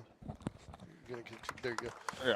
What now it is, and I think you gotta have that mentality. I mean, injuries are a part of sports. Unfortunately, you hate it for the kid, and in fact, that's one thing I was actually really looking forward to tonight is our 1 versus their 1. I thought it was going to be a great matchup. We got an opportunity to see him pitch early in the season, and he looked good, and he scares you because he gets stronger as the game goes on. But make no mistake, though, we're still going to see a really good pitcher. So they're 2 and 3 can still go toe to toe with about anybody. So I still think Chelsea's probably my favorite to win this area. Honestly, these teams splitting is super important. Because if one team sweeps, the other team is definitely going to have their back against the wall going to Helena and Pelham after spring break. So, yeah, I'll tell you, we'll take about a minute here for the national anthem. We'll pause here for brief station identification, right? that's it.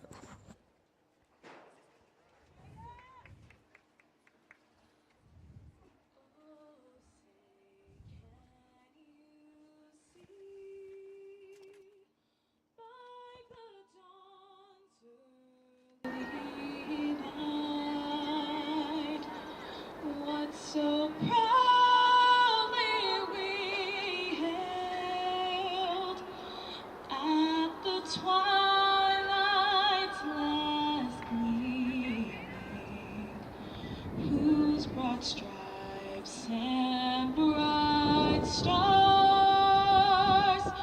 through the perilous fight o'er the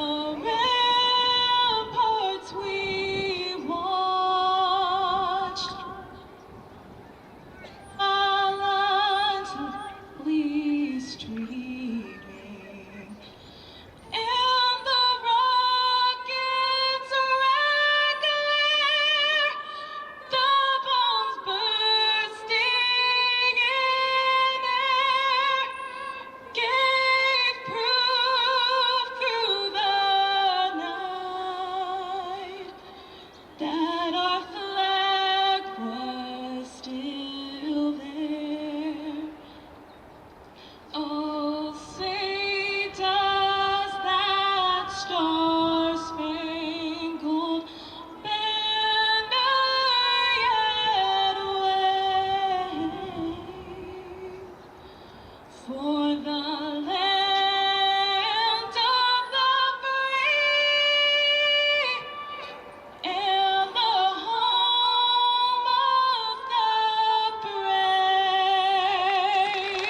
Play ball. All right. But, I talked to Sean Jones earlier. He helped me preview the game a little bit, and I said you don't ever want to put so much emphasis on one game, but I said, I really feel like winning this game really could set the tone for the Jaguars coming out into area play, and if they win this one tonight, they got a good chance to come out of the area. If you don't want to get, like you said, swept, because then it really makes the next two series tough. Right. Yeah, no, I couldn't agree more. I think that's exactly what you're looking at. And if you're Spain Park, you're looking at this and going and just you've got to win one of these two games. Yeah. And So tell you what, though, it's playoff baseball right now, and At first base, in the 3-hole, is number 20, Nash Davis. So let's talk a little bit about tonight's starting pitcher, Lightning McQueenie. Lightning There you McQueenie. go. Look, he's even got his logo up Oh, there. baby, it looks good. He's pitched so far in the season 18 innings. He comes in with a 2.7 ERA, 1.5 WHIP. Most importantly, though, only a 109 batting average against him, Ricky. That's pretty impressive. But his Achilles heel has been some walks. And fortunately for him, he's gotten the walks at the right time, and he hasn't really paid the price. He's had some two-out walks, or he gets out of it.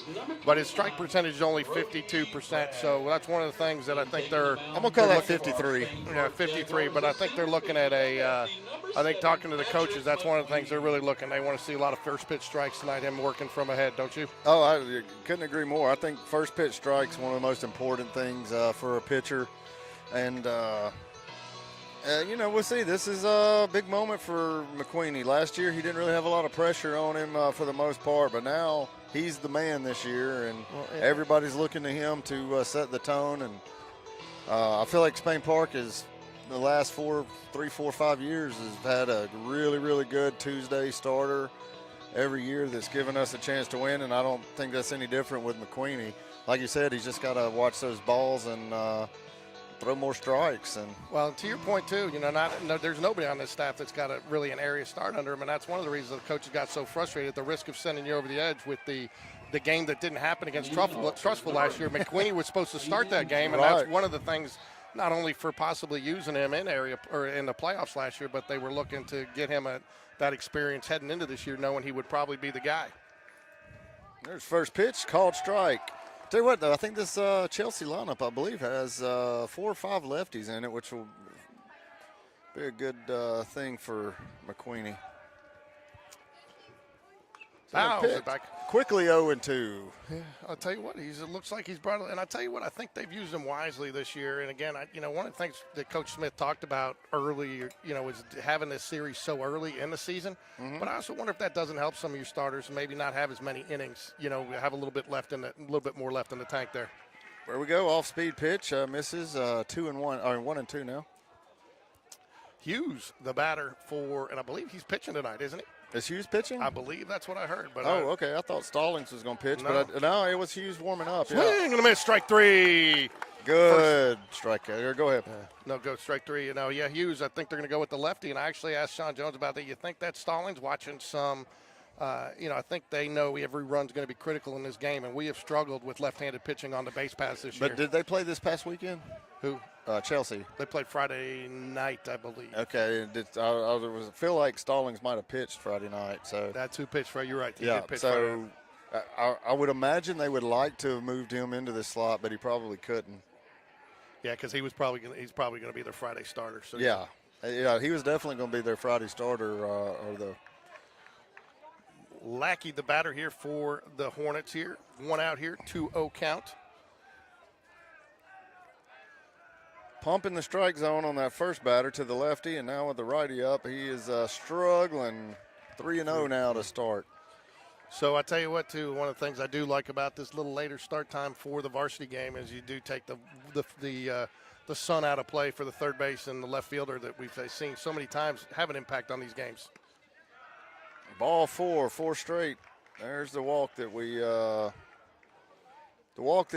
he's got to avoid tonight. Yeah, it comes down to freebies, and Lackey's got good wheels on him too. He does. Mims, the batter now for the Hornets in the 3-hole.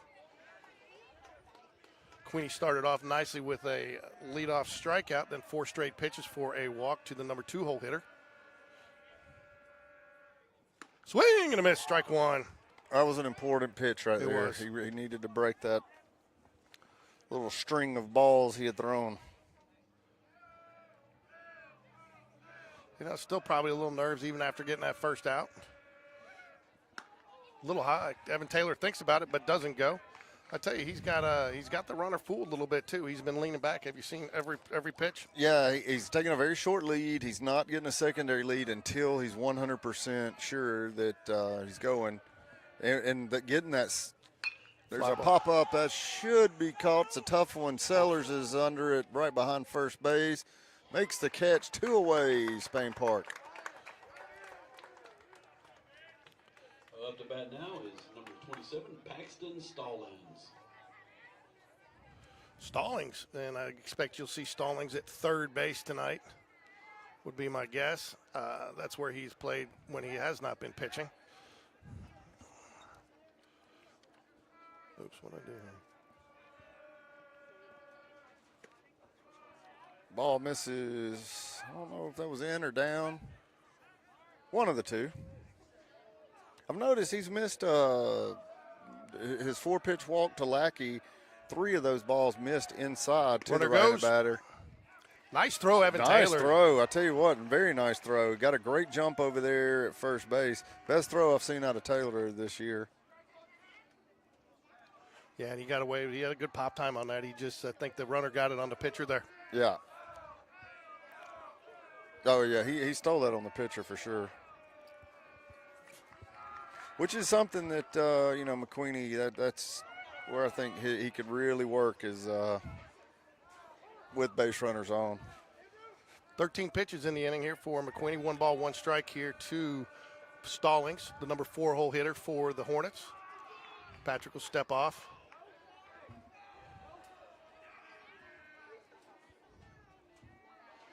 Dunn going to call a different pitch. Yelled something to McQueenie there. Got an answer back and changed the pitch. Line drive. There is a fastball. It is hit hard out to left, off the wall. Going to score a run as it goes for 2, and he's in safely. Great hit there by Stallings. Got a fastball up in the zone down the middle and did with it what he was supposed to. I think he missed on location there just a bit. Yeah, I think so too. That one was mid-thigh, right down the middle, and he gets under that just another degree or 2, and that ball's out of here. It hit 2 feet from the top of the wall. Left a dent. Good job by Joe Cross, too, playing it off the wall. Got it on 1 bounce and got it back in a hurry.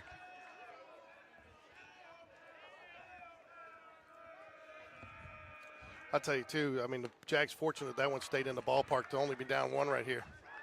Oh, yeah, I mean, that's what I'm saying. If he's just 1 more degree or 2 under that ball, it's out of here. He just hit it 2 on the nose. What do you think that was a 17 or an 18 degree right there where he got it on the bat? Yeah, about 16.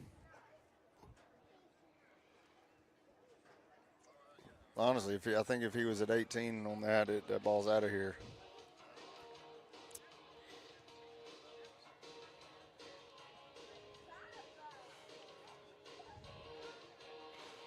So hey, if you're a high school coach and you've got your son playing a pretty prominent role, it's got to make you feel good when you see him do that in his first at bat in a playoff game or a area game.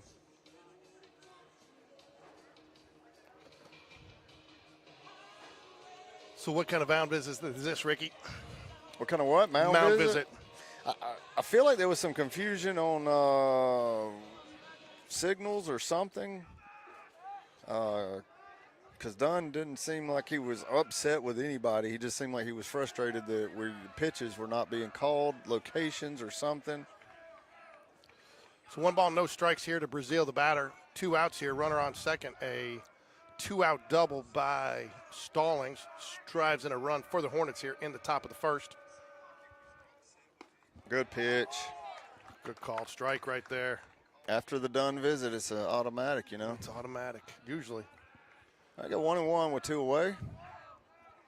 You get out of this down 1, no damage done. You're going to have to score to win anyways, right? You're going to have to score to win. Ground ball, right side of the field, Nash First Davis. base, Nash Davis. Easy play. And that'll end the inning there for the Spain Park Jaguars. They get out of it, giving up 1 run on, we have 1 hit. Tell you, nice job by Nash Davis staying down on that one. Came off the end of the bat, had a little side spin on it. That's one that if you don't stay down on it, you could tell he forced himself to stay down on that. When they've got that much spin, they will not bounce up. Yeah. Even when they look like they're trying to bounce up, they're going to stay down.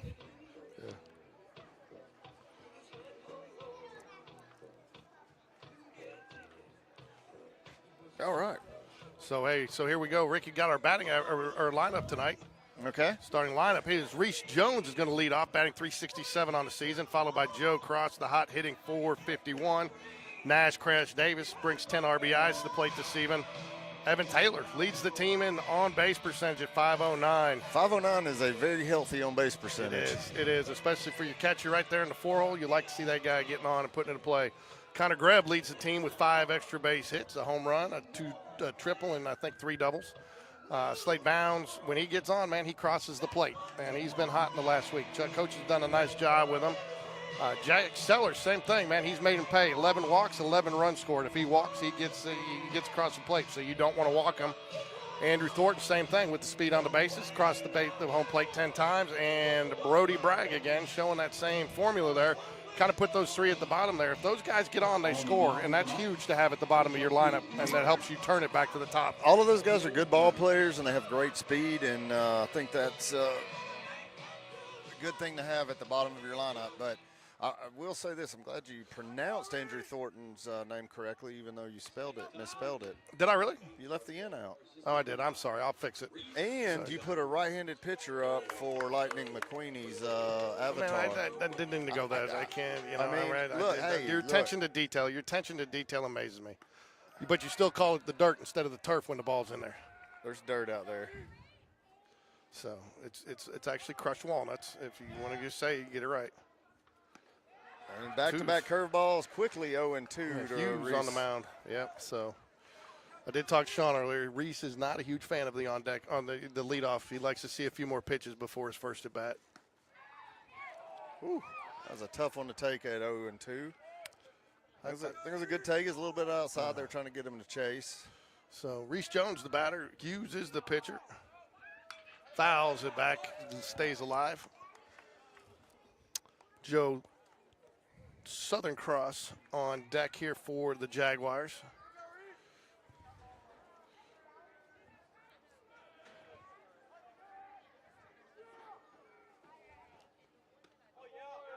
Just misses inside. 2 balls, 2 strikes. Good. I know, I'm having a call for you because I think Joe Cross is blocking your view, huh? He's completely blocking my view.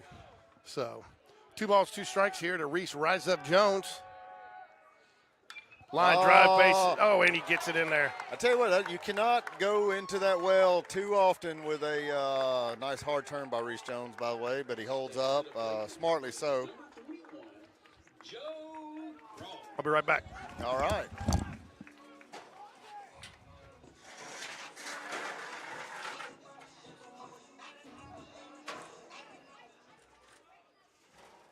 All right, Joe Cross, the batter. Facing Hughes, Reese Jones on deck, no outs.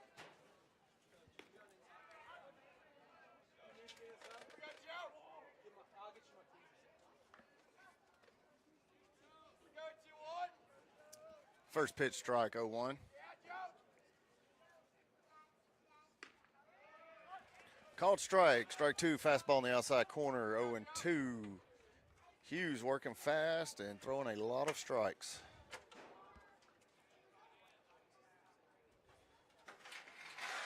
Ball 1 misses down and out.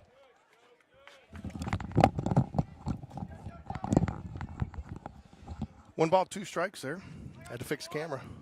Yeah, that's what I was saying, though. A good hitter, you can't go to the well over and over and over with the same pitch. You are going to get it rocked if you do. And Reese Jones saw that curveball too many times in that at-bat. Yeah.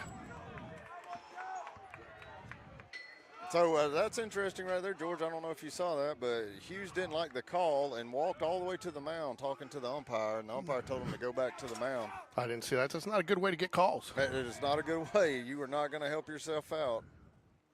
There's a curveball. They got for it there, strike though. 3.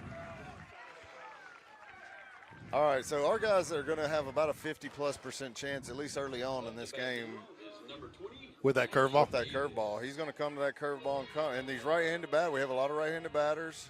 And if they're looking for it, it should be easy to hit. Like Reese just tattooed one out there into left center. Nash Crash Davis will step to the plate here for the Jaguars with 1 out. Fastball misses in. Were you a little surprised not to see Will bunt there? Just try to get him over. And with as good as Joe's bunted this year? Well, that's what I was about to say. I wouldn't right here with Nash the way his No, power's the been. one before. Fake. Yeah, I was a steal little there. surprised as well as he's bunted this year that he didn't try to take that opportunity to get him over and at least maybe even bunt for a hit with the way he's bunted this year. I bet if we could go out and interview Will right now and ask him if he could do anything different, what would he do? He'd probably say I'd have bunted Joe Cross. Fouls it back. Good cut by Davis. 2-1 now. Evan Taylor stands on deck for the Jaguars. He stands inside deck. Inside deck. Joe Cross was outside deck. I wonder if it's just like superstitious for him because he seems to always go up there with his shins on no matter if I there's feel no. like he's comfortable, I think, standing back there. Runner goes, there's a throw, and he is safe. Yeah, nice slide by. Great slice, a good throw, good catch there by the shortstop, and a good tag, but Reese got a good jump.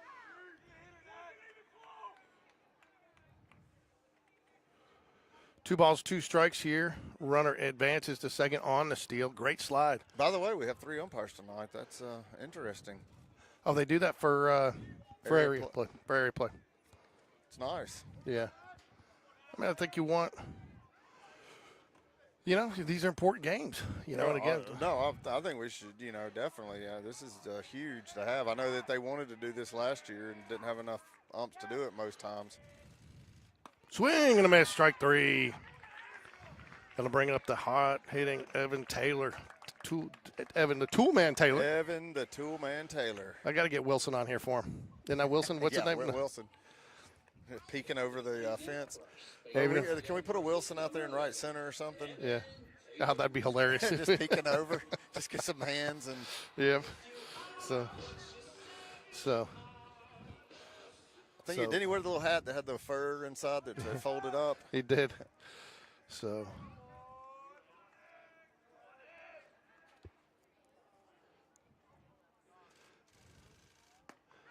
I tell you, the nice thing, Reese is really getting that shortstop to cover him out there, and I mean it just opens up that hole that much bigger for a ground ball to get through over there. Well, yeah, and you're making him change directions a lot, go back and forth, and the more you're doing that. Until you got the pitcher now thinking a good bit about, Good timeout by Evan Taylor. Yep. While all that was going on, trying to play games at second base.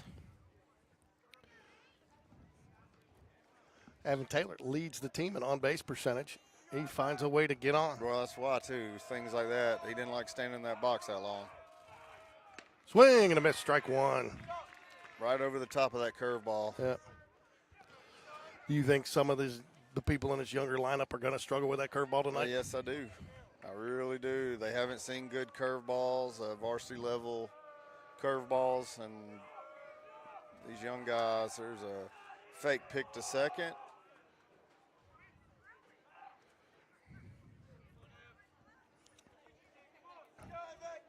One ball, 1 strike here. Bottom of the first, 2 out. Jags trying to tie the game up here.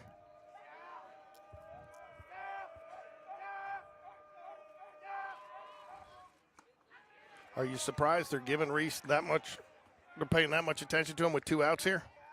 Yeah, with 2 outs, I think that, I mean, obviously he does not want to get him over to third base, and he's falling behind, though. I think given all this attention is. Reese thought about going there. He's really getting in his head right now. Yeah, well, he's got the catcher. Everybody's worried more about Reese, and with 2 outs, you got a 3-1 count now because of it to a hitter who just swung 2 feet over a curveball for his only strike, and you haven't managed to get another pitch in the zone. Swing and a miss, full up the count. You think he'll go? Will you send him here? I think I would. So All right, payoff pitch coming. So, again, I'm a little surprised they're giving him that big hole over there. Swing and a miss, gets him strike 3. Good pitch, fastball down. If he takes that, it's ball 4. But Yep. It's a tough pitch to take, though, 3-2. It's a tough pitch to take on 3-2. Yes, it is. I'll tell you the important thing there, though, is I think he was 21 pitches on the inning there, and I think that's what you're going to have to do if you want to beat this team is get them to their bullpen. Even though their bullpen's strong, you just don't know what you're going to get.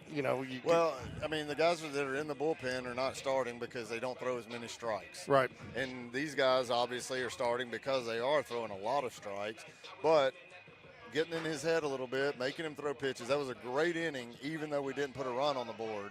Hit a ball hard, made him question whether he can throw that curveball that much. And, so in 21 pitches, if you could do that every inning. He's out of here by the third inning. Well, no. Third or fourth, maybe the fourth, probably fourth. They're going to go 100-plus pitches with You him. think so? Oh, they have him, Stallings, Hughes, Hill all have multiple 95-plus pitch games. They've probably got 7 or 8 complete games this season already. I guess you had to. I mean, we've done that before too, but you just don't usually see it until April because we're not using. Actually, talking to Will, this is the first time he's ever done area play before spring break. Yes. So it's a little bit new for all of us. Yeah, he did tell me. I didn't realize we used to be in region before. Yes. There was a time that we did region. I know they've talked about going back to it, but haven't. So. Yeah, they've been talking about for several years now going back to region, and I thought we were going to go back to it last year, and they changed their mind at the last minute, as from what I was told. They did, and the reasoning behind it was they felt like what I was told is not in the 7A, 6A, even 5A, but you get down into the 3 and 4A schools, you're traveling so much further because you're in rural areas, and the cost to play in those series was going to be just too much for their budgets to handle because of the travel to go to have those series. So But keep it. Is it odd to you that they try to do everything from 1A to 7A all the same? Yeah, they do, and that's it. I feel like 5A and down could be on a totally different They could, system but they than don't, 6A and for 7A. whatever reason. But we do have a new guy and a new head of AHSAA, so and I understand he's looking at some things. See what these two pitchers right now look a lot alike is on the mound, with the exception that Hughes throws the curveball a lot more than McSweeney has so far. Swing. Yes, swing and a miss. I had to delay my swing and a miss there, Ricky. Yes, you did. I thought you were about to. I knew as soon as you called it, even though he definitely went, but as soon as you called it, I knew he was going to say safe at first base. Oh, you calling me the jinx? You calling me out for the jinx? I mean, you did it last week, Fouls it back. No balls, 2 strikes here to the batter, Neal. I'm assuming that's how. I've never seen it spelled that way, but I'm assuming that's how it is. Yeah, Neal's the catcher, and I believe, he came in and threw a great that's a good-looking curveball. Nice take there by Neal. But Neal came in and threw a couple weeks ago and threw 4 innings in relief and had 7 Ks, no walks, and gave up 1 hit. So even their catcher can pitch. There's a pop-up. That's going to be out of play. Count stays 1-2.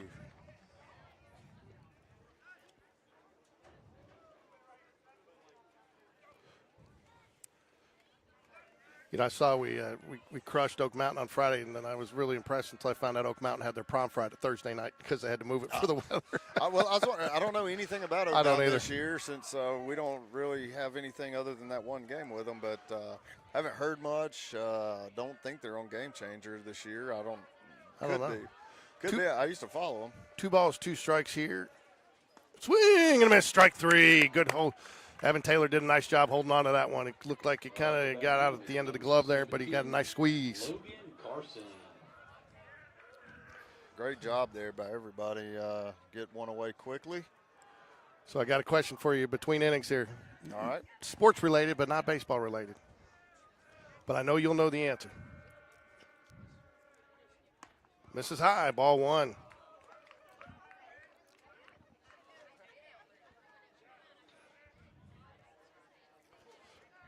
I know the answer. There's a question Is baseball amazing? No, this is a basketball question. Oh. I think we're hitting that time of the month where we can do a little cross, Oh, yeah. cross, It's definitely still multi-sport it's conversation. peak basketball season. It is. Right now. Isn't there a big tournament this month? I think so. I heard something about it. Did you see that deal with South Alabama last night? Oh, I did. Oh, my gosh. Well, I I'm didn't see it last night. I read about it this morning. Absolutely, the NIT people should. Yeah. Honestly, South Alabama should file a lawsuit. I don't think it'd go anywhere, but. All old strike, 3-0, 3-1 balls, 1 strike. Yeah, I mean, how do you call somebody and tell them they're in because somebody's got another obligation, then they get out of it? The team's celebrating and everything. I know. And they're in the locker room having a great time, and they're in the tournament, and now they have to go back in and say, oh, guys, calm down. We're not in. It was a joke. Yeah. Well, I mean, because they got out of their other commitment to play and said, why are you even scheduling yourself to play in a postseason non-affiliated tournament? Oh, that's what happens, though. That's just so much to come back from there, 3-0, Worked it to 3-2. Great at bat by Carson.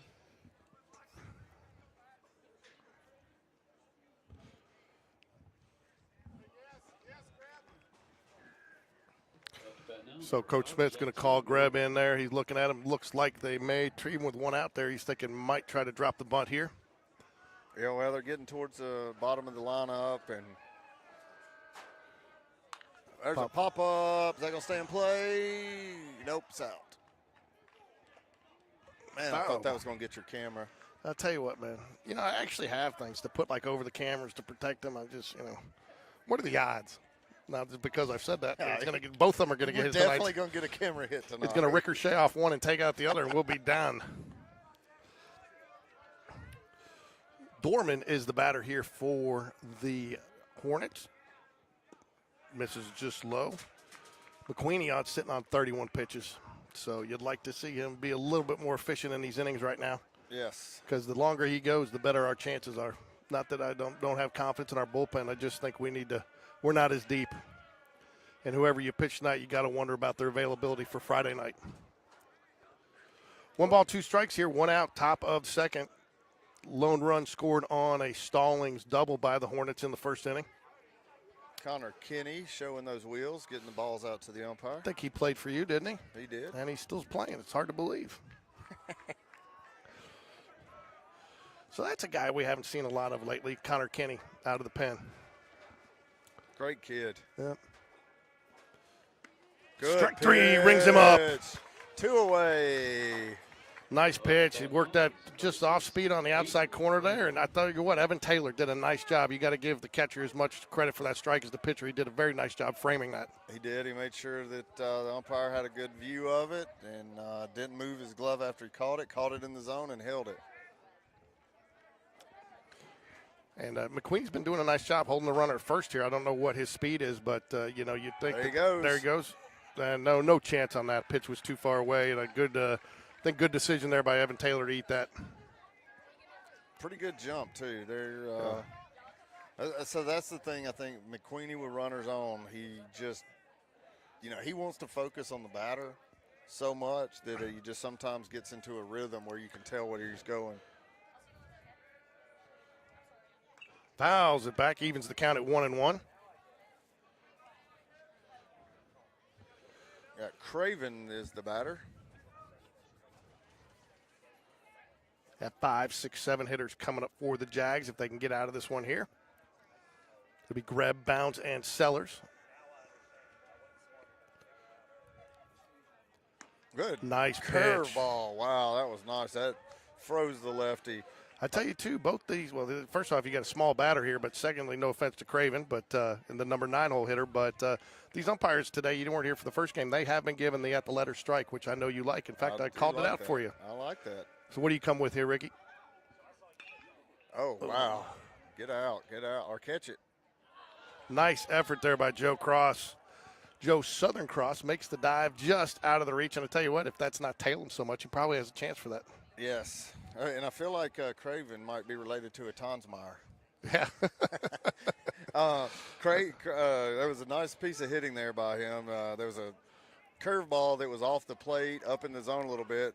He didn't try to do too much with it, just jabbed it with the bat. I think Tonsmeyer's calves are bigger around than his waist. They are. I mean, and I don't know when they're going to run out of Tonsmeyers over at Vestavia. Ooh, I like the miss there, don't you, Ricky? I do like the miss. Up and out is kind of right where the curveball was that he just hit out of play. 2-2, you don't want to go 3-2 here. What do you bring? I think I'm coming a fastball in. He's thrown everything away from him. This is where, to me, a pitcher makes their money. Can they throw the inside? Oh, there goes the curveball. He's waiting on it. Hit it out to Joe Cross. That'll be 3 away for Spain Park. No runs by Chelsea as we go to the bottom of the second inning. As much as I love Joe Cross, I still am holding my breath a little bit. Well, that ball had a lot of tail on it, too, you know. So, well, and to tell you, too, I mean, we're right at that dusk time that it's tough to see. So the question here, Ricky, is all right. I've seen some articles. Auburn obviously gets the number 1 seed, the top number 1 seed, deservedly so, but I saw there's a lot of controversy. Did they get the easiest bracket, which they should? So a lot of people are saying that Auburn got a little bit of a, and I don't know if they've got it, but not a fair draw, as fair a draw for Auburn as some other teams. No, it's not a fun bracket. If they make it to the Final Four or finals or anything, they're going to have to beat a lot of good basketball teams. Because, I mean, as soon as they get out of the first round, assuming they get out of the first round, obviously they're going to be playing. It almost seems like they could be playing quad 1 teams the whole way from 32 all the way down, which is going to make it tough. Probably face Creighton, I think, in the second round. It's a Creighton team that's pretty good. I think that, yeah, it's going to be interesting. I don't like it. It's why most, out of the 3 brackets I filled out, I have Auburn winning in 1.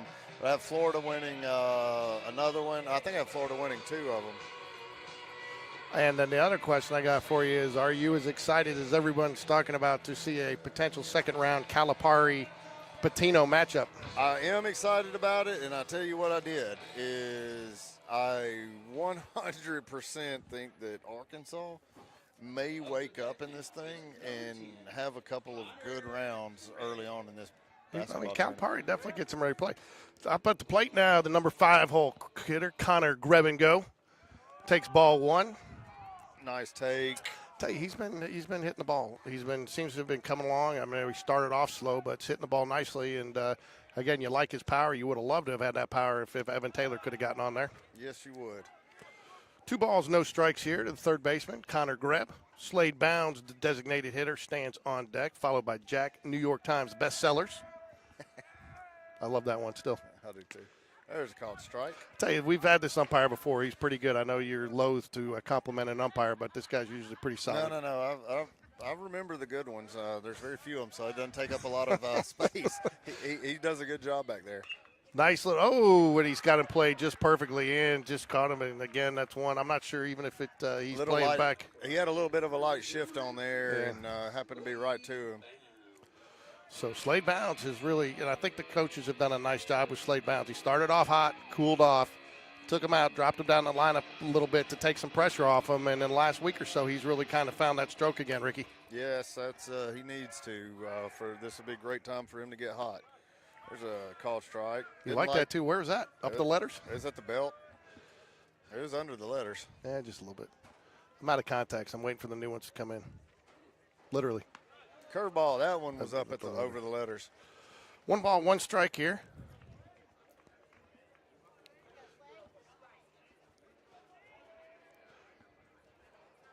That one was in there for a strike. Yeah, you're not swinging at that 1-1 though. But it was a nice curveball. Dropped it in there nicely. So, I mean, he can get lazy with his curveball because I don't think our guys like curveballs at all. Umpire grants time to Bounds the batter.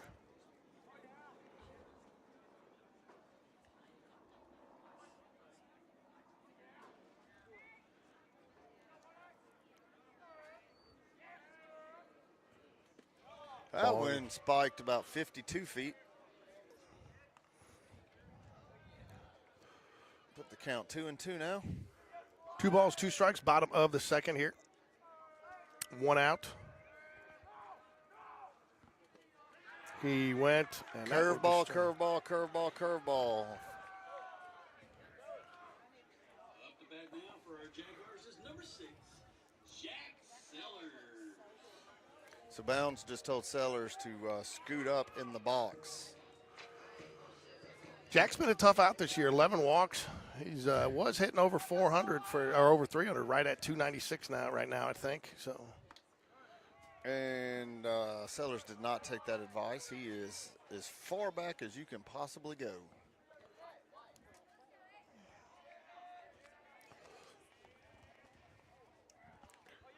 Oh, and he got hit with a fastball. Another 2 out, get on. So it doesn't count as a walk, but I should actually check his hit by pitches on the stats because I guarantee you if you looked, it's probably even more. Andrew Thornton will step to the plate here with 2 outs.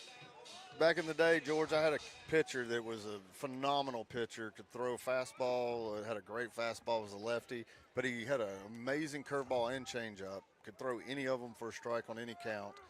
And I used to listen to the batters when they would say, hey, scoot up, he's throwing a lot of curveballs. If I saw the batter get in and move up to the front of the box, he'd get nothing but fastballs. Until he scoots back, then he's getting a curveball. So I don't know if you heard this, but Reese Rise Up Jones' younger brother, Taylor Jones, made the move from freshman to JV. How about that? Had a nice game today. Those Jones boys. Yeah, no balls, 2 strikes here to Andrew Thornton. Andrew Thornton, as you've said many times, I think if we're going to be successful in area play, he's got to get the bat going. Yes, he does. Tell you what, I think those Jones boys' mom must have been a heck of a good softball player. Good take there. 1 ball, 2 strikes. Not a bad pitch for an 0-2 count from Hughes. No, that's a good pitch, especially at the bottom of the lineup. You can get a chase on some of those.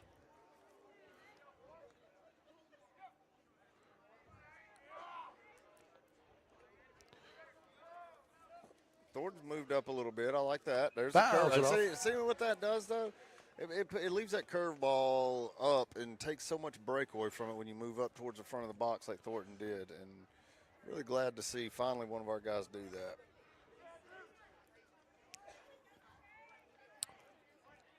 It's disappointing, though, like you were talking about earlier, not being able to see Grant Hill pitch tonight. Watching him in that game, loved his demeanor, loved his style. There was called strike 3.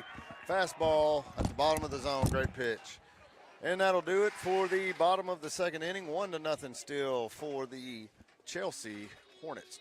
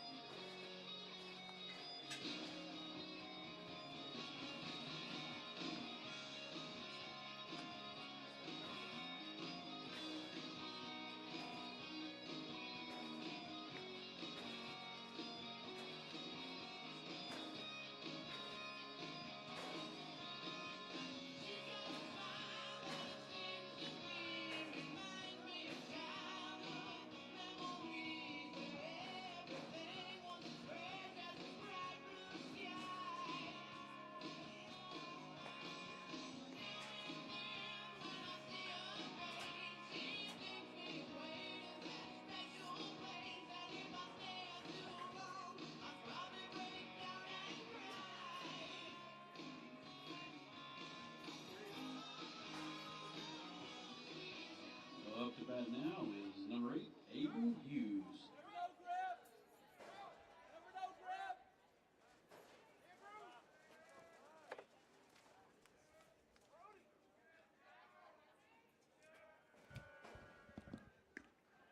And called strike 1 to Hughes by McSweeney. Off-speed pitch down to the bottom of the zone. 0-1. And fastball blows that one by him with a late swing by Hughes. 0-2.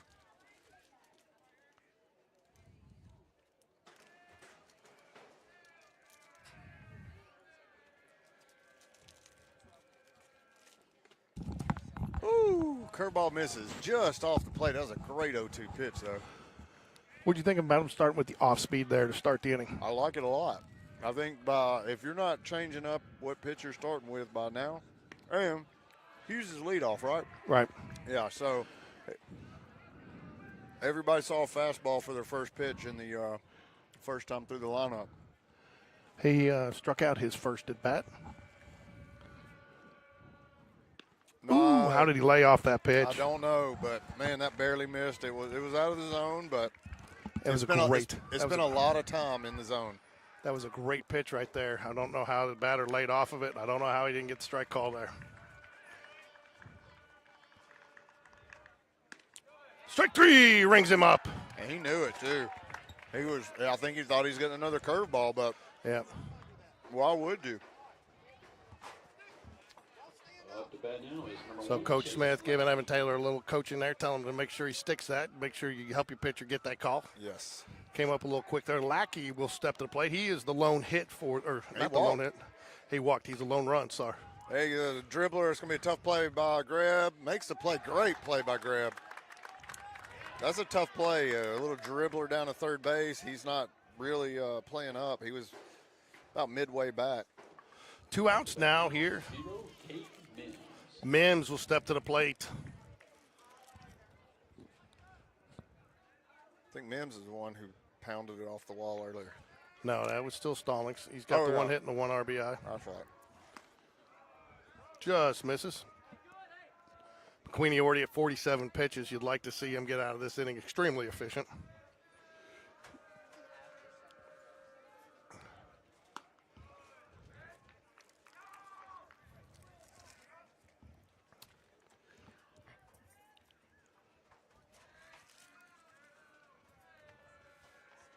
I think that's probably been the knock on McSweeney. McSweeney. Mc- Swing and a miss, strike 1. McQueenie. There's Two- a bunch of McSweeneys from Trussville. Yeah. I grew up with. There's a bunch of Smallwoods from Homewood, too. I mean, from Hoover.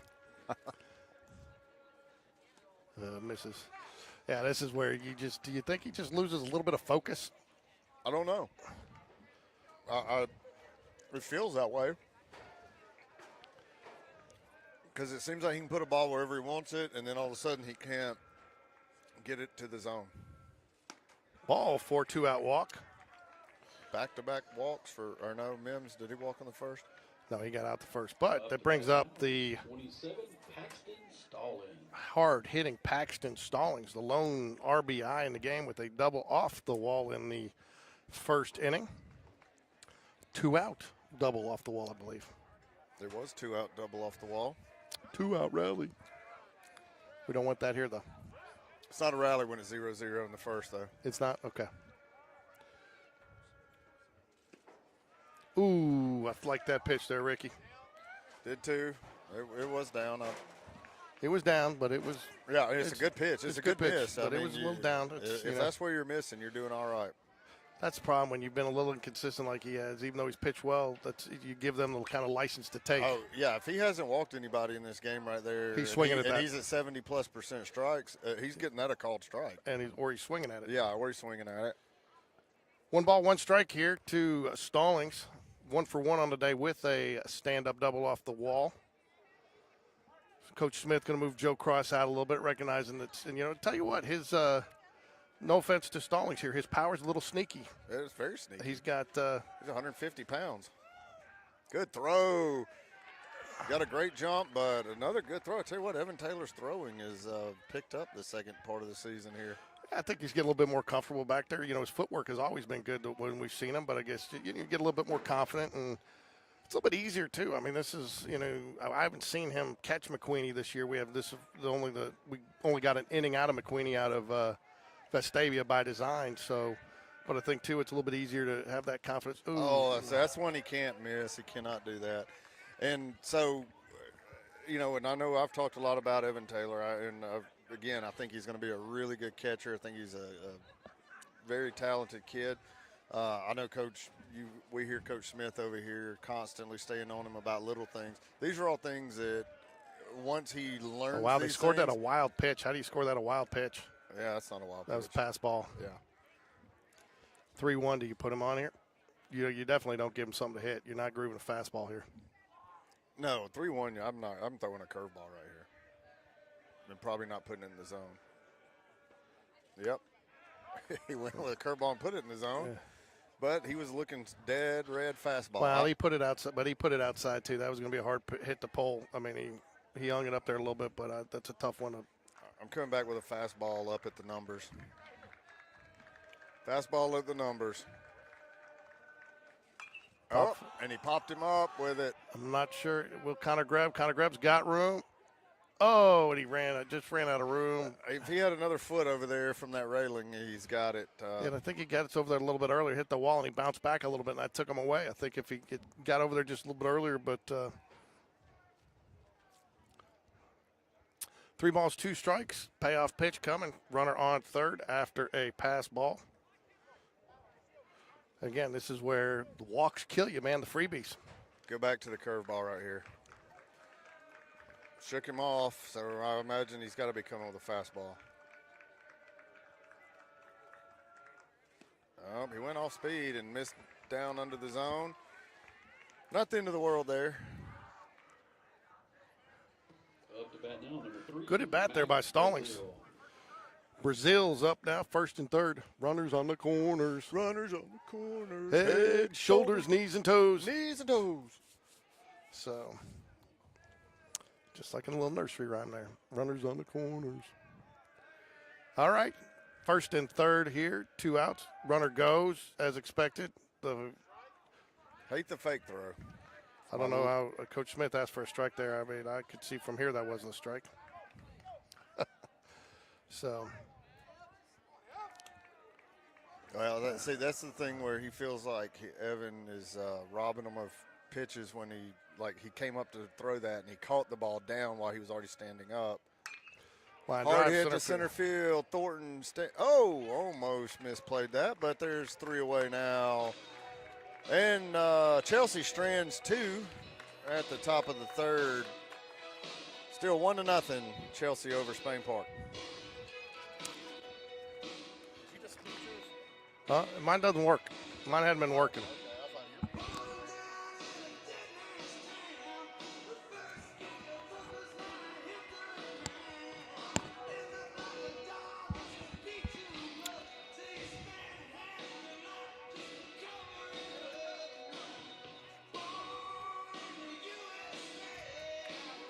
Bottom of the third here, 2 up for the Jaguars. You're going to have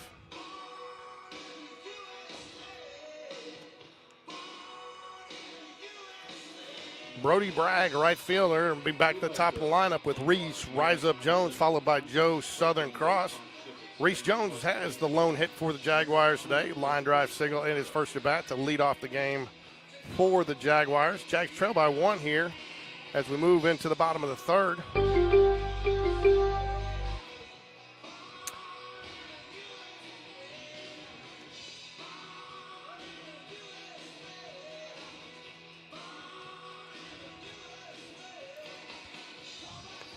Important area game tonight for the Jaguars. Really need to pick this one up. Got to at least split with Chelsea, who they most figure are the odds-on favorite to win this area. And if you can get the split here, because again, you play at their place on Friday night, which we will be covering. We will be covering Friday night's action at Chelsea. We'll try to do JV as well. We might have to start that game a little late due to a scheduling conflict. But we will get out there and at least cover the back half of that game, and then cover the varsity game after that. Expected to pitch on Friday night for the Jaguars would be Charlie Kramer. Charlie's had a couple of nice outings as of late. So Brody Bragg, who has also proved to be an elusive out this year, drawn a lot of walks and has reached on air a couple of times.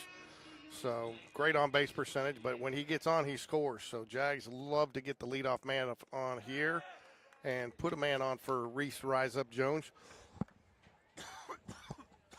and the hot hitting Joe Southern Cross.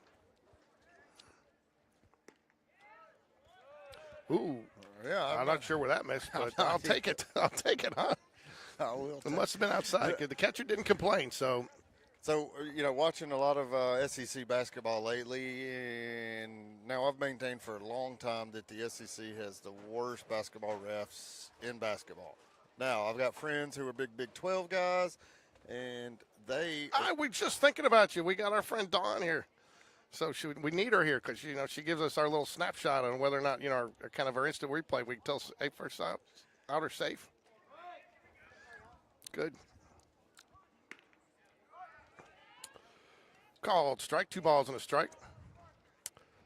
Had a nice conversation with, I guess, Andrew Simonson, right? In the Shelby County, and we're trying to get him on with us to do a little area preview over spring break. Huh, buddy? Yeah, why? There you go. Have fun. 3 balls and a strike. Shelby County Reporter, one of the places we get a lot of our information. Always a. Thought he had it. It's the first time we've seen that since last season. Yeah, I tell you, this is one of those umpires, too. If you start coming out on him early, he's going to call it if it's close. I felt like that was a pretty close pitch. And yeah. He almost did it again. That was under the zone. And Brody Bragging Rights definitely has a swagger. He's got the swagger. He's ready. He's been waiting for this spot. All right, back to the top of the lineup now. Reese Jones up to bat with a base runner this time. Don, how did we get you out of retirement for this? I didn't think you were doing much anymore. I tried to quit. I keep trying to quit every year. I've been trying to quit George for years. I can't quit. I've been trying to quit George for years. Yeah. So if you guys look tomorrow, get online, look at the Shelby County Reporter. Dawn always takes some great photographs. She will have lots of good shots out there from this area matchup. Huh? We're going to hope, she says. She's too modest.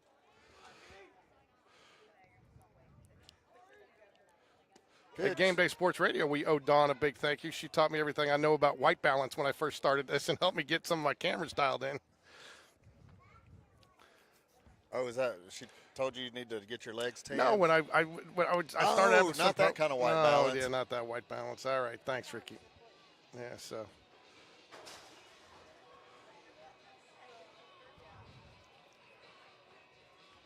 Tell you what, you don't want to be 2-0 to Reese Jones here with the runner on first again. No, and I imagine that Chelsea's pitching coach knows that. That's I think what that little walk out to the mound was about. But the worst part is they don't really have anywhere to put him. You got Brody Bragg on first, and it's probably the best position, definitely the best position Spain Park's been in today. We got Nanny and Uncle Pete in Baton Rouge pulling for Jack Sellers. Hey, and it gets away. Great read there by Brody Bragg on the pass ball. I don't know if that was – I couldn't tell if that was behind him. It was behind him, and I think that a lot of people felt like that. I thought it hit him, but then I saw Reese just keep standing there. He didn't react, and now you got a runner. Your first base is open. You definitely don't want to put 2 on, but I don't think you want to give Reese something to hit here.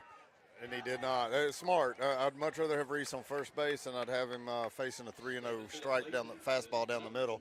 Now I would expect to see a bunt here with Joe Cross's bunting capability and 2 runners on. 2 runners on because the base hit. You got Nash Davis and Evan Taylor coming up.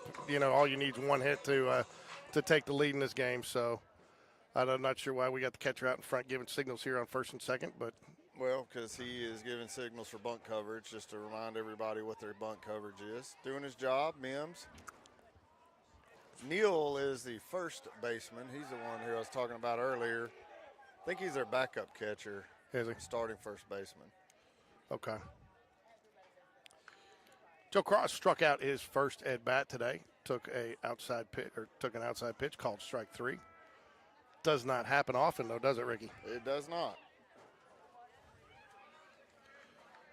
How about a no-out rally? No-out rally. Is that a thing? Yeah. Did we just make it up? I think we just made it up. Did we just become best friends? We did. I was talking to a guy today about something at work, and I was like, hey, and if you want, you can tell so-and-so that I passed you a note at recess during Foursquare. So, and if he's still upset, I can give him a note in math class.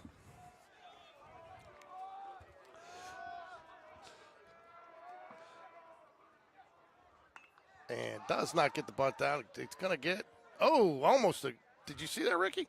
Great job by the catcher. He got back there, slid on both knees, had a chance to catch that all the way back at the backstop. But falls and will result in a strike 1 only. Coach Smith talking to him now. Not sure what Coach Smith's got the full offensive coordinator play calling sheet out there tonight. Twins right. X cross, Z motion. No balls and a strike here. Joe Cross tried to get the bunt down there unsuccessfully. We'll see if he'll do it again here. Reese Jones, the runner at Brody Bragg, runner at second. Reese Jones at first. Pulls the bunt back. 1 ball, 1 strike. Yeah, I think he's going to bunt here until he gets one down or has 2 strikes on him. So. He's a good bunter, so I mean, I think, but again, I think too that Hughes has shown you can get in his head a little bit in this game. Oh, Gets good the bunt down. Good bunt. Nobody. What a base hit bunt. What a perfect bunt. You couldn't walk it out and set it there and put it in a better spot. And that's like the 4th time he's done it this season. He has given a bunting clinic. What the hell's going on here? Yeah, because, I mean, that's a sack bunt situation, but if you can put it in that perfect spot to be safe. Bases loaded, nobody out here for Evan Taylor at the plate. Again, Evan struggled a little bit with the curveball, so you think but it's a little tougher. It's a little tougher to throw that curveball with bases loaded and that runner on third. All right, so here's my issue, and this is a young batter. He has a very closed stance. Doesn't have much. Oh, this is Nash Davis. Sorry, this is Evan Taylor. I'm sorry, Nash Davis. Oh, Yeah, Evan Taylor's bats lefty. Yeah, no, Connor Greb's one about lefty. Okay. No, but I see Evan Taylor is kind of in my sight line in the on-deck circle. Well, so this is where Nash he's got the long stride when he swings, and he's in the very back of the box. Ooh, gets the inside corner of the plate there. I mean, all you need here is a fly ball.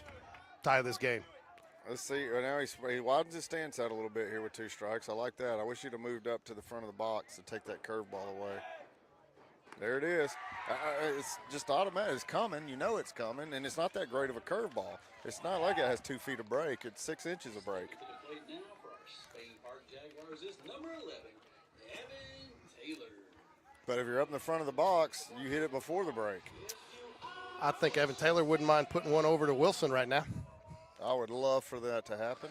So Evan, the tool man Taylor at the plate for the Jaguars here. 1 out. Oh! Pass ball. No, he got hit. So did he get hit? He got hit. He got hit, so that okay. will score the run. So, and I'll tell you, even if he didn't get hit there, I mean, I think that right there, he sold that. I mean, he got hit, clearly got hit, but I'm not sure the umpire gives him that call. We still get the run in, but I'm not sure he gets that call if he doesn't start running down to first base. He definitely immediately reacted, and I think the reaction's what got the call there. Connor Greb and Go, who had a nice play earlier, little runner, and made the nice throw to get McQueenie out of the inning. Steps up to the plate. Yes, he did. That Leads was a very the team. nice play. Leads the team at extra base hits with 5. Bases still loaded. Jags tie it up here. You know. Paul misses. What is that, outside? Inside or low, I think, because I feel like he came across his body over towards us to catch it. Regardless, it was a ball, and we were tied up 1-1. Brings the curveball in over the outside corner for the strike. I'll tell you what, hadn't had a lot of hits in this game. 2 hits for the Jags, 1 for Chelsea. 2 good pitching matchups. Fairly clean in the field, no errors by either team. Couple of pass balls, though. Even though one got ruled a wild pitch. Well, and I think we called it a pass ball. I'm not sure the catcher would appreciate it when the ball was behind the batter. Here is the 2-1 pitch to Grab, and there is Swing and a miss. big swing on the fastball. 2-2 now. Hughes just hit 60 pitches here in the bottom of the third. And who is running on first base for Evan Taylor? Is that Arnold Bush? Oh, gets him. He's fooled him on the outside corner there. And I don't even think that was a strike. Yeah, we could almost probably 7 of our batters you could throw almost all curveballs to and just strike them out or walk them. I tell you, you've got to get more. In area play, you've got to get more than 1 run when you get the bases loaded, nobody out here. Yes. You're not gonna be successful for long if you don't capitalize here. Slade Bounds steps to the plate, 0 for 1 on the day. I feel like Slade Bounds is the guy that really needs to work ahead in the count, Ricky. I do too. But he's one who, I mean, his foot is literally behind the line, and the more that they move back, the worse it is for these young guys. Swing and a miss, strike 2.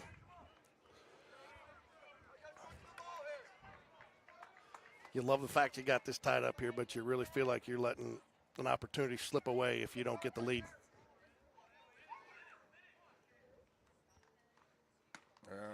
Good take. 1 ball, 2 strikes.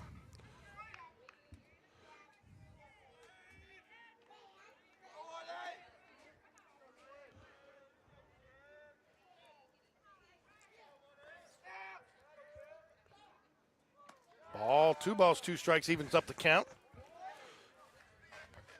All right, this is where Bounds has to be smart here. This is why, too, guys in the dugout, if you're not watching every pitch to every batter, you're doing yourself a disservice because you know right now he's about to throw a curveball on this 2-2 pitch. And he swung and struck him out. And he gets him on. I'm not sure that was a drop third strike. I thought he caught it, but. And the Jags get 1 but strand 3 after loading the bases with nobody out. So I think, again, you can always look back at a play or two in a game and say, but I think if the Jags don't pick this one up, Ricky, you'll kind of look back at his missed opportunity there. Yes. I mean, yeah, no other way to put it, really. It's just a bad missed opportunity. Early in the game, I guess you could say, but would you have considered pinch hitting there?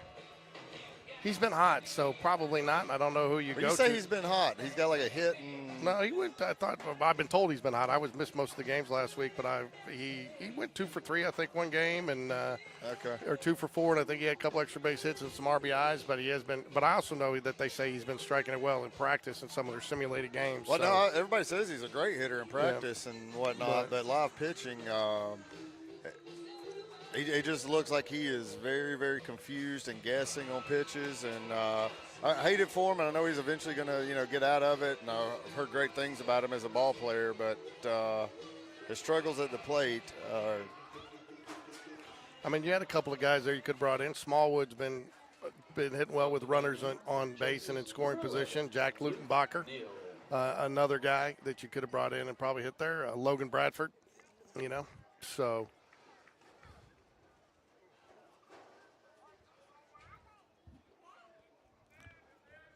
But again, it's still early in the game there, so.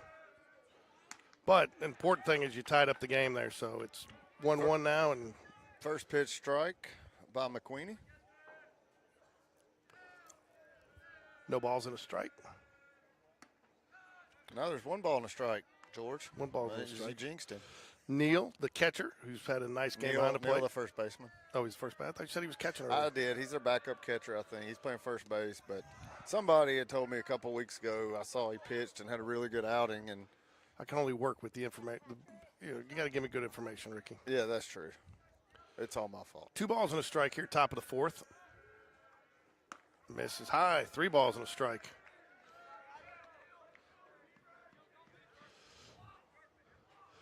McQueenie right at his 50% strike percentage, 66 pitches so far, 33 strikes, faced 14 batters. Fouls it back, 3 balls, 2 strikes. McQueenie has good enough stuff. I think if he could get up in the 60 to 65% strike range, it would change his pitching. Well, think about how many more pitches he's throwing in a game. But, he's got 4 walks right there. That's a minimum of 12 or 16 pitches. I was about to say, get that math right, George. I know you had to take your shoes off for that one, but 5 walks now, 4 strikeouts, 1 hit, 1 run, 1 earned for McQueenie. Do you think he's on a short leash here in this inning? So here's my issue is his body language is telling me he seems like he's frustrated. I don't know if he's tired or if he's frustrated, but maybe he's just, frustrated that he walked him and started off, I think, strong, but. You sure Neal's not catching? Because he's Mims is the catcher. Mims is the catcher. Well, I think they just pinch. Yeah, yeah, runner. You're right. They did pinch runner. So, again, I think I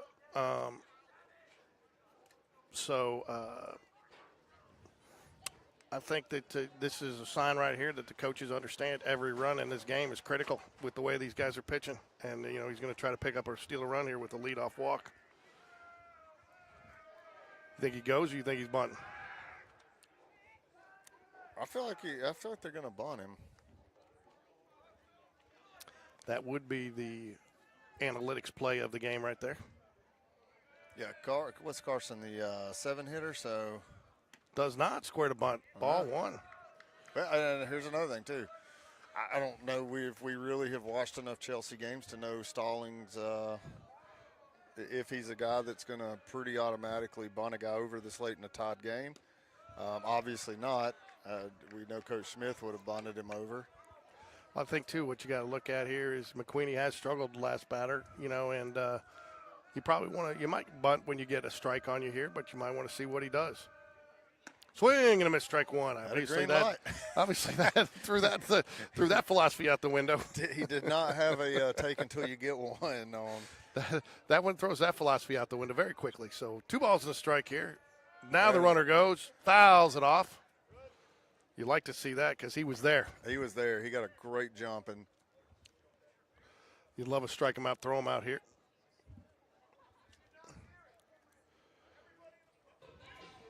Tell you the importance, too, in a game like this, you got to get that guy over to second. You want to take any chance of a double play out of the picture.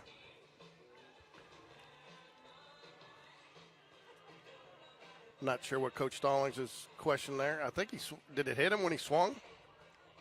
Doesn't matter if it hits you when you swing. I know, but that's what I was trying to figure out. What? Yeah, I don't know. I was trying to figure out your hands are part of the bat, even if it hits your hands on the bat, I'm pretty sure. So, yeah, if you're in the act of actually swinging at the ball. Late jump that time, has a shot. Oh, throws on the wrong side of the bag.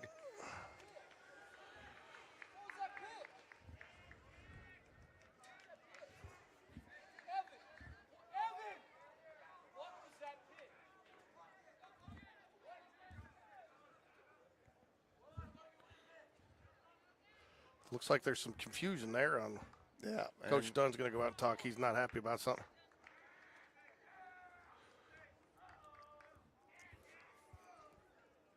Because I think he called fastball, and I don't think that's what he pitched there. I think he called curveball, and Dunn, because he asked Evan Taylor, the catcher, what he called, and he gave him a 2, and then he said, was it? And then he called timeout and said, let's go talk about this. So, yeah. Yeah, this is Dunn looks frustrated visit. He's very frustrated. He did not like that pitch. Wasn't what he wanted. It wasn't what he called or something.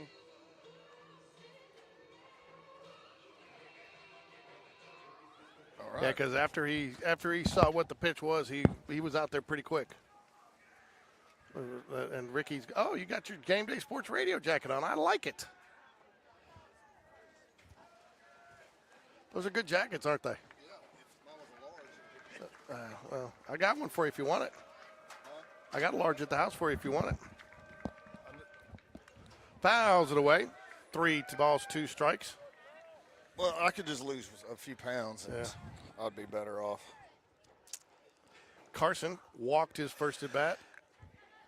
3 balls, 2 strikes to him. Runner on second. Turner is the courtesy runner. Big lead at second. Yeah.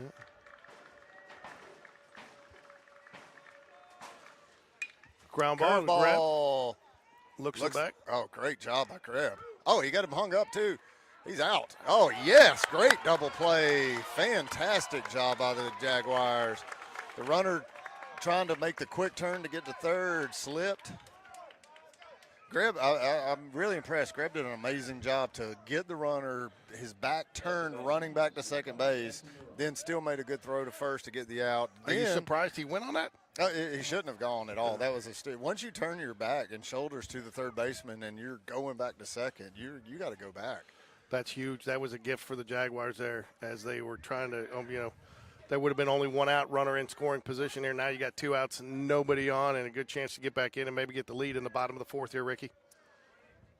You like how that plays out? Oh, great picture, Don. Huh? Oh. Yeah, I got him. Yep. We've got 1 ball, 1 strike here. And Dorman is our batter. Fred the Dorfman, right? From Fletch. Oh, jeez.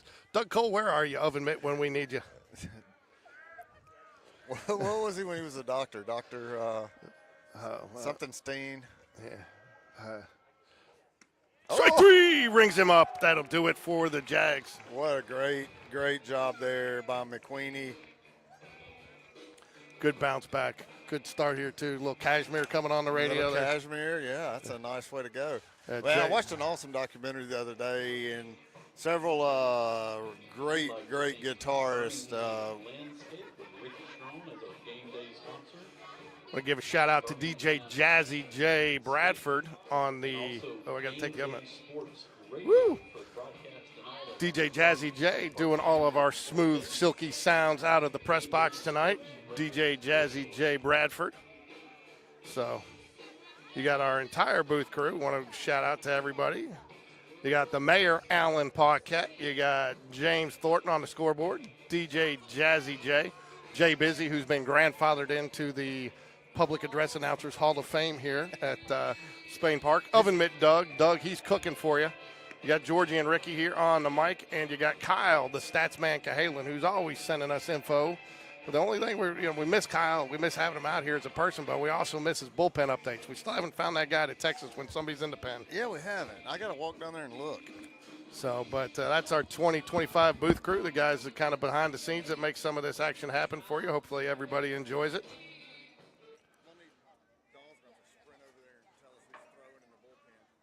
Up to bat now for our Jaguars is number 6, Jack Sellers. Oops. Bottom of the fourth here, Jack, New York Times bestseller, steps to the plate.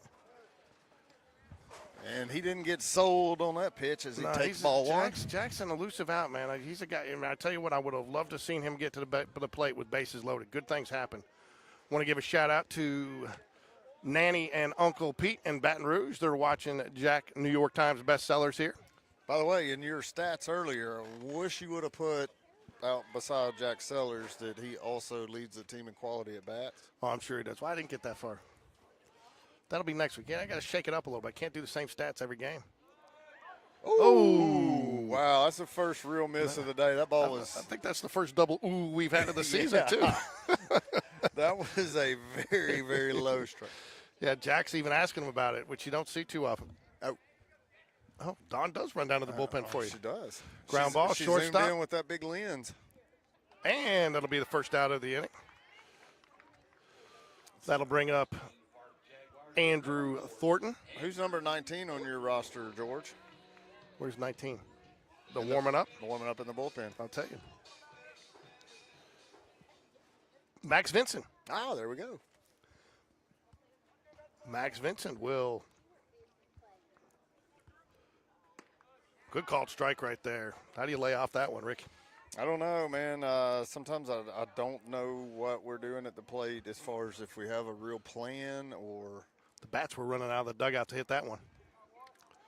Yeah. Even count at 1-1 ball in the walnuts there. So Hughes is at 71 pitches, so I would say he's still 30 pitches from being. I don't know. There is a little bit of action down in the Chelsea bullpen. Could just be somebody getting a little bullpen action, the bullpen session tonight. But I'm doubting that. That's going to be. Yeah, you're right. Mims is catching. Thank you for giving me bad information there. Neil is at first base. I did tell you the next inning that Neil was on first base. You did, but I got to milk. You make so few mistakes, Rick. Yeah, I got to point them out when they happen. 2 balls, 2 strikes, 1 out here. Bottom of the fourth. Andrew Thornton at the plate. Brody bragging rights on deck circle for the Jaguars. Reached on a walk last inning. Ground ball. It's going to be a tough one. Andrew Thornton with his speed has a chance to beat it out. He's there. No, he rings him up. I don't see David Spencer arguing too much. Don, did you get that one? Huh? Good call. It's a good call. All right. Instant replay on the photography says that he was out there. So those of you that give Lackey credit at shortstop. Yeah. That was a very good play. Good play. A great play by the first baseman, Yeah. Neil, as well. good stretch and he great had to dig photography from Shelby Harris? County reporter Dawn. Captain Dawn, I should say, right? She is a boat captain. Brody Bragg lays off the pitch in the Walnuts. What is that battery that you just put in there? Would you just put in there another memory card? Battery, okay.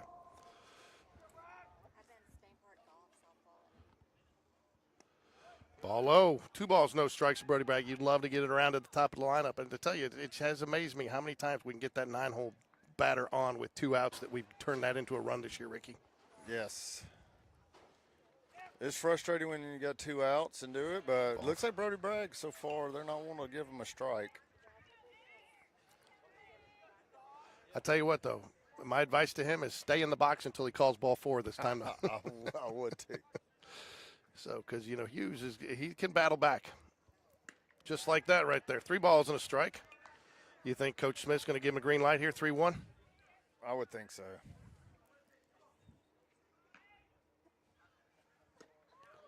Ball for. He is quick out of that box. He is, man. Reese, rise up Jones. Why? Because he rises up to the occasion. Shortstop. Junior extraordinaire.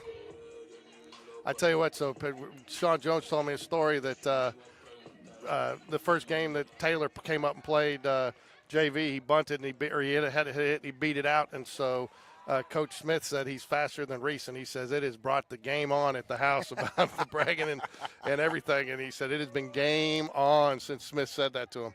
I said, challenge extended? And he said, yes, challenge accepted. 1 ball, no strikes here to Reese Jones, runner on first. Jags would love to get a 2-out rally. 2-out rally. 2-out rally.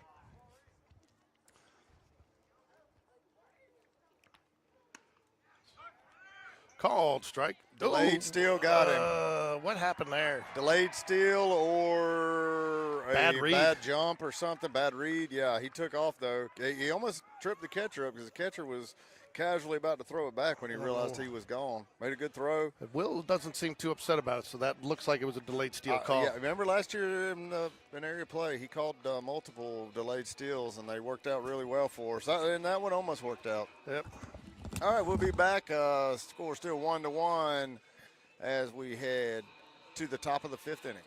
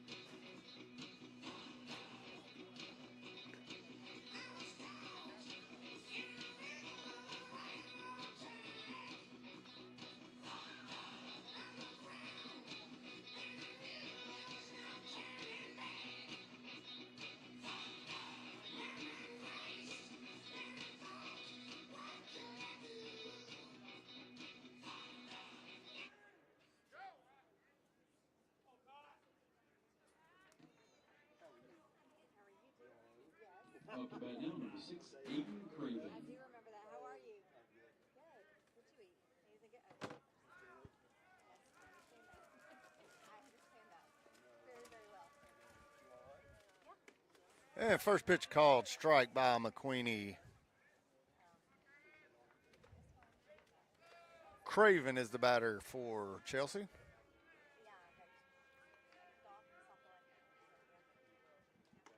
Fastball misses up and away.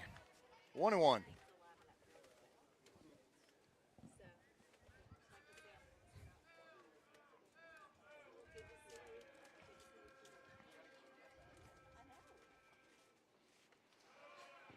Curveball misses down. 2-1 now is the count.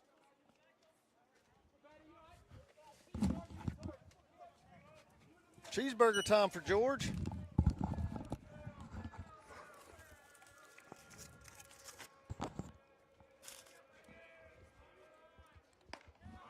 Three and one.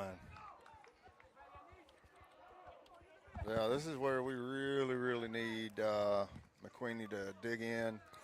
kind of wonder if it, coach, you never find with an out, but where the count was there, if you can pick that up, you know. You can pick that up. If not, then you start the inning over with Reese at the plate. You think that kind of was the thinking there? Yes. You know, if you pick it up, we get him, you know, then all you need is a base hit. But if you don't, you're fine starting the inning with the top of your order. Yeah, it's a good spot. I imagine Brody Bragg's where he's at for a reason. And we're going to get a yank here on McQueenie now. Okay, that's interesting.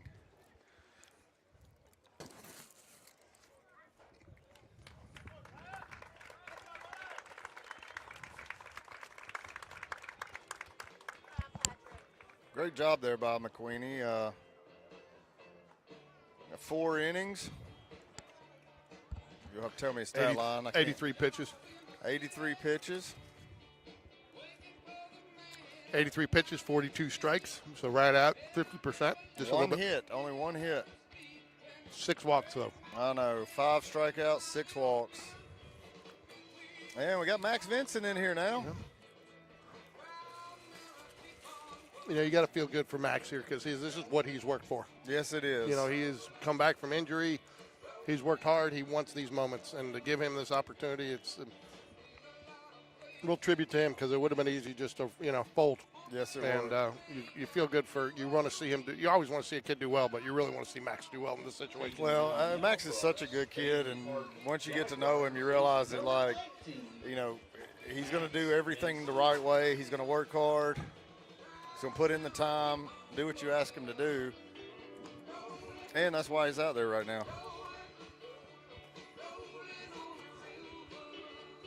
You know, the other thing you know about Max is he's the guy that throws strikes. Throws a lot of strikes, yeah. And so he's going to throw a lot of strikes. He's going to put a lot of balls in there. He's going to be 8 or 9 miles an hour less than maybe a little bit more than McQueenie. But I've had great success in the past when you bring in a guy who's a big difference, slower, coming in behind the guy, throwing a little bit harder. You get a lot of pop-ups. He's got a good-looking curveball. I'll tell you what, if he can throw that the way he's throwing it right now warming up, it'll give, especially righties, that's going to give them some problems. I think what factored in there is McQueenie worked from behind a little bit last inning, you know, fortunate to get out of it with the double play, worked from behind, and now you turn, you know, that was the number 9 hole hitter. Now you turn to the top with nobody out, 1 on. You got to have a guy that throws strikes here.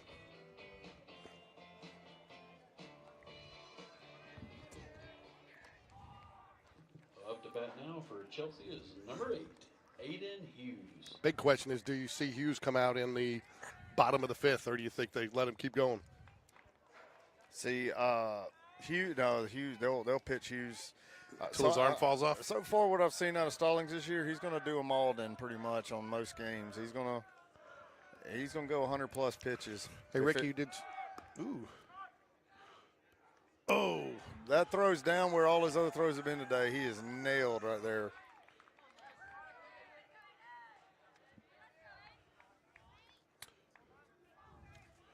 Called strike on the pitch there. Runner does advance, though, on the steal. Yeah, I tell you what, he came up nice. That throw just tailed a little bit on him, Ricky. Sailed and tailed. Sailed and tailed. Hughes 0 for 2 on the day. But he's the more important, with 2 strikeouts, but the more important thing is he's pitching a gem, Ricky. Thought about bunting it again, but pulls it back.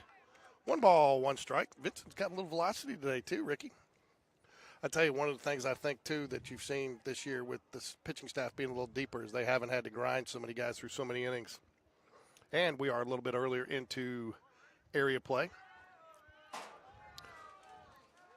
Still a beautiful night out here at the park. Temperatures dropped a little bit, but still comfortable. Tell you what, these this low humidity, nice pitch.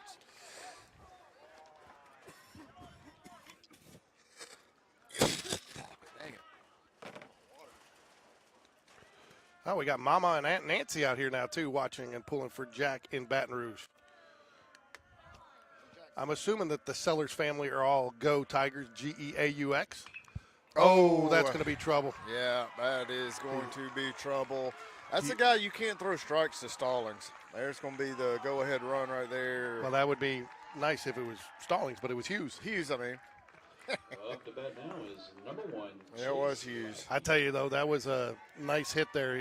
Max did a nice job working ahead.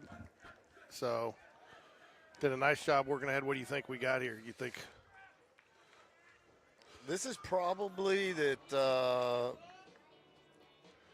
being real careful with where you put a pitch, that we don't want to get too close to the center of the zone. So I tell you what, that was a tough pitch. It jammed a little bit on the inside, and He inside-outed it for sure, because it was. Yeah, Hughes did a nice job keeping his hands inside and driving it that way. So I mean, I don't think that was a bad pitch. I think that was just a better hit. Tell you what, I think I would probably work the fastball off of the breaking ball with these guys right now.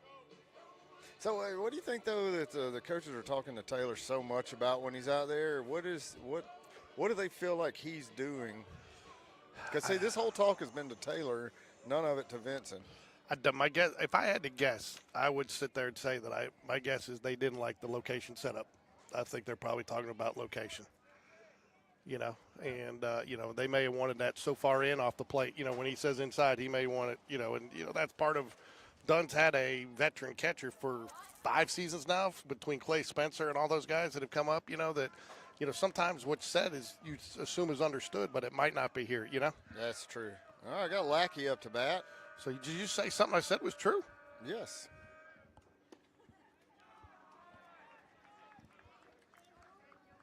I mean, they may have wanted that, with that count too. That wouldn't surprise me if they wanted it so far in, that he couldn't get a bat on it. Or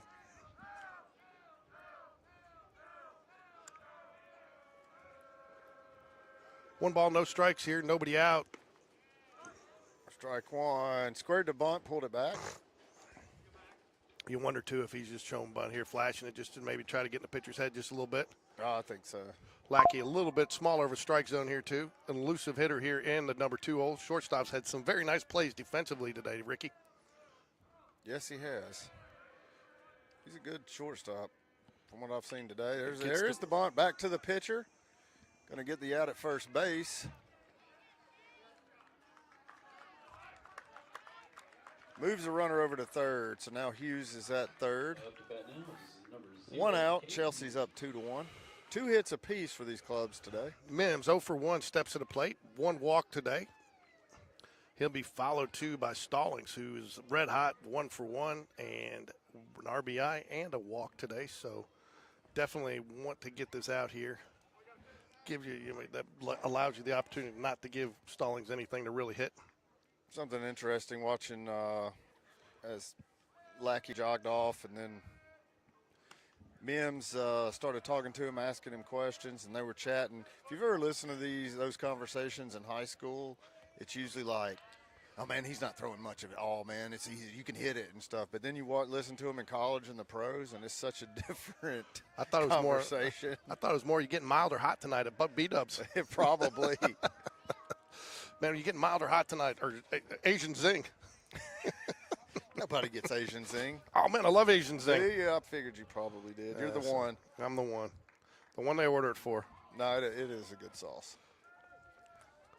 Speaking of, you know what I have perfected at the house? I'm making some very good buffalo chicken pizza.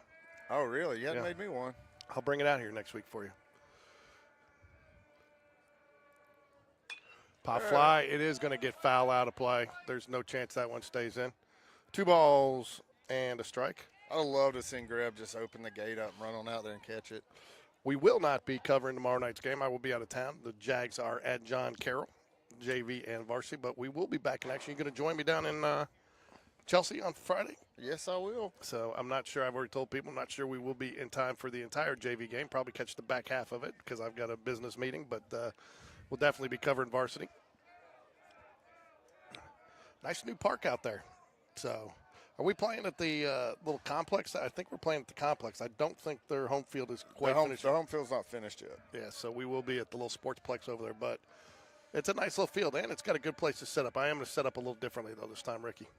Yeah, I hate that being the further down the right field line we are, the further downhill we are. No, we're going to be back closer to. I know what I got to bring this time to run the cameras down there. Okay. As long as you know what to do.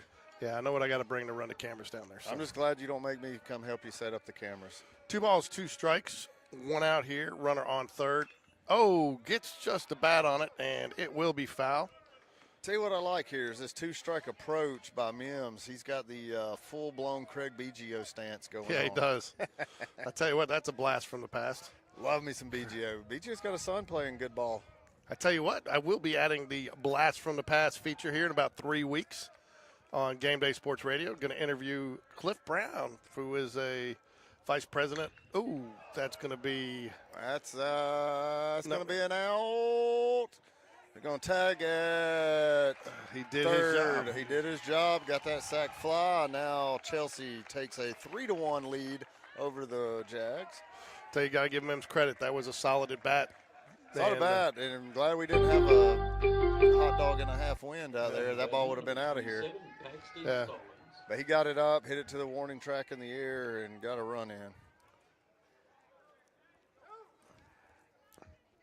So, 3-1 here, top of the fifth. Jags will be back at the top of the lineup when they get the bats back in their hands, but not before Stallings. I tell you, I think Max Vincent's had a pretty solid. He inherits that runner, gave up the hit, but again, not sure if that was a missed pitch or a missed setup. Ooh, where did that miss? Must have been outside. 1 ball, 1 strike. What are you looking for? 15 pitches, 10 strikes. When he's throwing strikes, he's doing what you want. Ooh. That was a good-looking pitch. I didn't think that missed by much. I tell you what, you got to give these Chelsea hitters credit. They have been disciplined tonight. Yeah, they've taken some balls that look like really good pitches that turned out to be balls. 2 outs here, 2-1 count to Stallings. Your probable starter for Get foul. That's foul. Nope, it's fair. Oh, and he caught it. I thought that was going to make its way out. Glad the wind is dead. Stallings will be your probable starter for Friday night, if I had to guess, wouldn't you? Yes. Maybe Price, but I think Stallings is probably the odds-on favorite. Yeah, I think so too. What the hell's going on there? Bottom of the fifth. There we go. Hughes coming back out. Uh-oh. Look what we got, Georgie. Uh-oh. You want to get on? Oh, it's time. Uh-oh. I know what this is. I know what this means. It's time, ladies and gentlemen, for the Sean Jones snack of the game. And it is time for some Rally Peanut M&Ms. Rally Peanut M&Ms is the snack of the game. Compliments of Sean Jones, father of Reese Jones, and the speedster Taylor Jones, the fastest man in the house. We'll call it. That's what I'm calling him, Taylor Dash Jones. Dash like from The Incredibles. George, who do you think the slowest person in the house is? That'd be me. Not your house, the Jones house. Oh, it's got to be Sean. Now I take that back. Hold on. If there's snacks involved, then Sean's the fastest man to the refrigerator anywhere. Okay. If there's food involved, then Sean's the fastest man over anybody. But the Sean Jones snack of the game today, ladies and gentlemen, is peanut M&Ms. Grab you a pack. They are Rally peanut M&Ms. If they don't say Rally on them at the concession stand, send them back, right, Ricky? Yeah, that's right. Send them back. So don't need any of that. So fifth inning is not a 2-out rally. It's the peanut rally. Peanut rally. Peanut rally.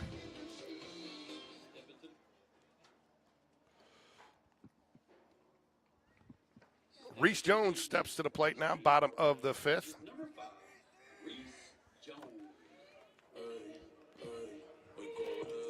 Reese Jones up to bat. And earlier, I said the Craig BGO stance, and I was corrected. That was the Bagwell stance. Bagwell, you're right. You are correct. That was the Bagwell. Steve Holly corrected me on that one. And Steve Holly, it's a good thing we've only got a 1 hot dog Steve Holly wind out here. If it was 2, that we would have had 2 balls out in this inning. Yes, we would. I'll tell you what, I was watching Auburn Vandy this weekend, and something that Tim Corbin, Vandy's coach, loves about guys that all look like Ken Caminetti. He's got an entire infield that look like Ken Caminetti. Geez, that's a blast from the past, too. Ooh, that's not a double ooh there? I thought that looked a little low, Ricky. Yeah, that was. I was about to say something, so it messed my double ooh up, but So that was 2 not a good balls, 2 pitch. strikes here to Reese Jones. That was a questionable strike call. Strike 3 rings him up on the inside corner. Breeze did not like that. It's inside. Eh, Uh-oh. Umpire's farm didn't like what he said to him. You don't see that much out of Reese. Well, I imagine that ball was definitely inside, and the umpire called it a strike. And I'll tell you, that umpire's giving him no rope either. Better be careful next time he steps up. Yeah, I think back-to-back questionable calls there. I mean, player doesn't need to be saying anything to an umpire, but a little surprised he didn't get Will didn't say something to him there.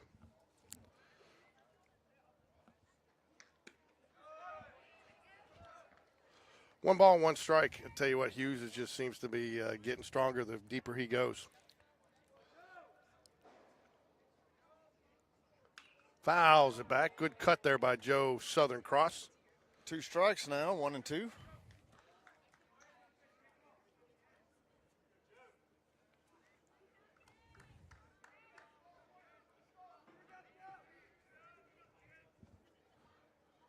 Ooh, throws him on the curveball. So I'm saying our guys love the fastball, hate the curveball. Tell you what, you're running out of outs here too, Ricky. Yes, you know, the you way are. he's pitching. And I think, you could see a CG out of him. Complete game. He's thrown a bunch this year already, so a few. I don't know about Hughes. I'm pretty sure Hughes has a few himself. Swing and a miss. Strike 1 to Crash Davis. Crash Davis. Anybody know what his velo is? Hughes? Like an 84, 85 range? Strike 2. 2 balls, 2 strikes, no balls here. Swing and a miss. He's at 93 pitches and still bringing it like he's only at 25. Ooh, just off the outside corner. 1 ball, 2 strikes. If Crash Davis can get on base here, that will bring up Evan Taylor. Now here he's got no catcher's gear on with 2 outs. Can't figure him out sometimes. Fouls it back. Maybe he figured it wasn't working the first 2 at bats, so he changed it to mojo, right? I guess so. Put the T's in the left pocket, right? Turn the visor around backwards there. Tin cup. Change everything a little bit. Fouls it off. Good. Way to Not- battle right there, Crash yeah. Davis. Annie, who's this Annie chick?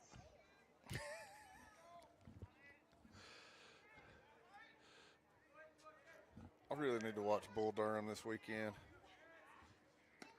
Oh, and he calls the inside corner. Strike 3 again. 3 strikeouts on called strike 3s? What? No, I think Joe swung at his. Let's see here. I'll tell you. I got looking, strikeout, looking, strikeout, looking. Yes, 3 strikeouts, all looking.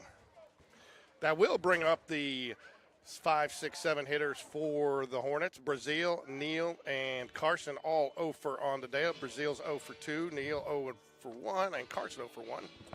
So as we move to the top of the 6th inning, Max Vincent will come out for his 2nd inning of work.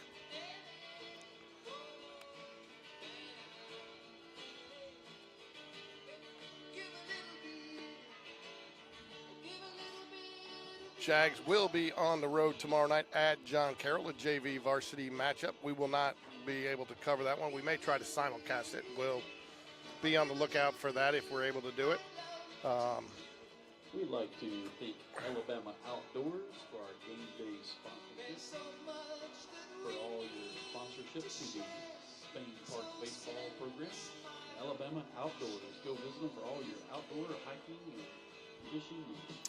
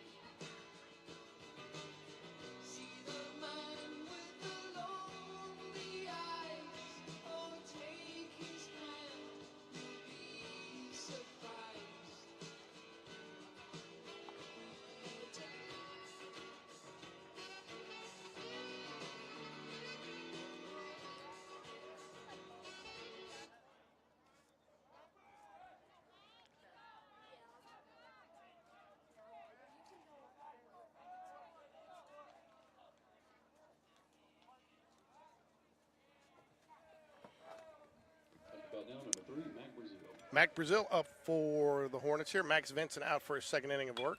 There's a pop-up out of play behind the plate. Yep. I went down to talk to Sean Jones and ask him what he thought about almost seeing Reese get his first ejection in high school. What'd he say? He said, we're going to talk about that after a while. Yeah, he said the second one was definitely out of the zone, and Ground they ball, had a that's gonna get conversation about it. Oh, Good. nice play. Reese Jones to the Wow. man, and great. I tell you what, man, you see it all the time out of him over last season and this season, but he just makes those plays look easy. Number 11. Nice play, Reese Jones. Reese, right? That's why we call him Rise Up, man. He rises up to the occasion there. That was a big play. You know, and that's a guy, too. You can tell by his play. He didn't carry that at bat to the field Nope. with him. He lets it go. You know, he spoke his piece. You know, he's not a guy that's going to carry that attitude with him. That's one of the things that makes him such a great player. Oh, nice Oh. changeup. Oh, wow. Good. Nice to see the umpire, though, check. I thought he went. I thought he did too, but it only matters if that guy says so. Yeah. That was a good changeup. Hey, Don, do you have to apply for that media pass on your own, or do you have to apply for that media pass on your own? Does the reporter get it for you? They do, yeah. I wish Game Day Sports Radio would get me one. We've applied a couple times. We're getting close. It's tough, though, isn't it? So, I mean, most places let us in with our Spain Park media passes, but once you get to playoffs, it's tougher. Yeah, because they have a contract with Yeah. FHS. Yeah. So, well, we can do. We just can't. We can broadcast, but it got to be radio. We can't do video. So, yeah. Oh, that was a weak ground ball. Max Vincent's going to make the play. Now, good huh? job. What? 2 away. Now we can broadcast it through NFHS, but it has to be. We have to take all our stuff off there. And we've looked at doing that because we can log on to the NFHS feed and broadcast it if they don't have it. So we may do that this year. Yeah, we did that for this. Yeah. For NFHS. Nice play there by Max Vincent to get the. What is going on here? Why does this keep going back? User error. Oh, 2 outs here.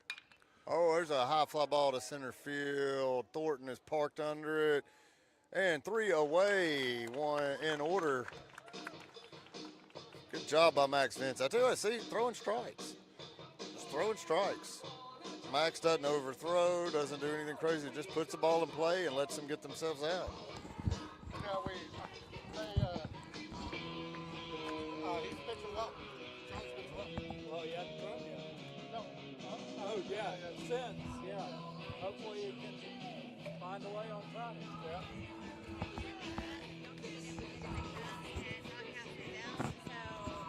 We had a group of us doing it for wrestling in the state. But Yeah, so I've actually talked to Rachel. We're actually going to try that for a game over. We're going to try. I actually talked to Jake, who does the football games. So I got to get with Rachel, and she can give me the URL, and then that way we broadcast for that, yeah, and we broadcast. old stuff. But you can look in, but their system don't allow you to broadcast. Right. It gets you there. Right. So we're probably going to do that for the playoffs if we get there, and then that way, it'll just be a little cleaner that way, you know. So I found out that the NFHS has a $5 billion contract with the HSA. I'm sure. And that money goes to the students. Yeah. So Yeah, no, I get it. I got no problem with that. Now that I know that we can broadcast on it, because what we had the issue with. Step into the plate now for Spain Park Jaguars. It's NFHS. number But a 11. lot of baseball teams don't have any NFHS, so that's where the rub came in Right. a little bit. And stuff. If we could do it, that'd be awesome. Yes, we can. We should. Because I found out how to do it. Evan Taylor steps to the plate for the Jaguars here, bottom of the 6th. Trailing 3-1 here. It's going to be Evan Taylor, Connor Grebengo, and Slade. Keep it in bounds.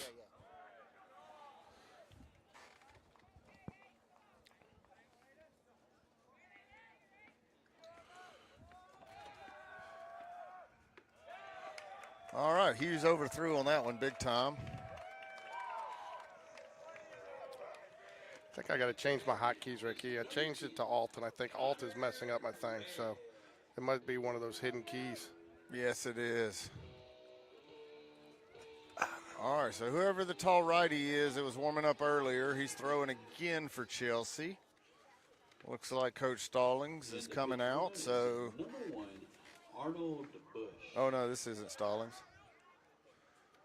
So I guess we're trying to. Oh, let's see this. He's pulling him. He is right at 100 pitches. I mean, I think, and then he may be a little bit more cognizant too, coming with ill, getting an arm injury. Didn't he just walk him from 4 pitches, and that last one looked like he was trying to throw 1,000 miles an hour, and threw it 57 feet. Little juiced up there. Yeah. I tell you what, too, this is where you'd love to see. I mean, if you got some home run power on this team, it's going to be kind of grab and go. You'd love to see him get a hold of one and let it go. Well, and they're bringing a righty in, so although I found out that young hitters, I did not know this, most young hitters struggle with a pitcher that throws from the opposite side, Really? which is odd to me, yeah.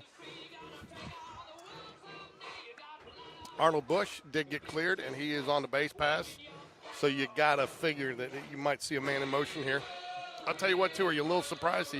And I'm not sure what all they've got in their arsenal over there, but with a runner on first and to have him go to a right-handed batter, give him a better opportunity to steal here and go righty-lefty matchup.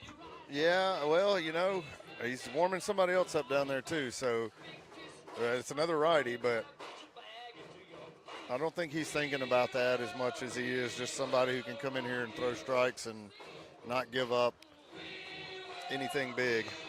So what do you think if the Jags, and again, this is high school baseball. You don't know what you're going to get coming out of the pen from game to game, Right. And that's what makes it so exciting. And so, so far watching him pitch, I haven't seen him throw a strike yet, have you? No, but I do not judge pitchers by their warm-up I don't pitches any more than you can a golfer by his warm-up swings on the range. Yeah, I'll tell you, when Sean used to warm up, I used to think the worse he pitched in warm-ups, the better he pitched to start the. Some of my favorite pitchers I've coached over the years would warm up and just look horrible, and I was like, oh my God, if he throws like this, it's going to be embarrassing. And then they sit the side down in order. So Hogan is your pitcher. So no matter what happens, let's see here. Let's see too how they scored this. So yeah, Hughes will probably stay in the game. Would be my guess. I'm sure. Wonder if where they'll put him. Well, yeah, Hughes was already batting for himself. So. Yeah, but you brought in the pitcher, so you either and they had a DH in there, so they'll have to. He could go in for the DH. He'll have to go in for you can make him the DH. So no, because you got to put the pitcher in somewhere. So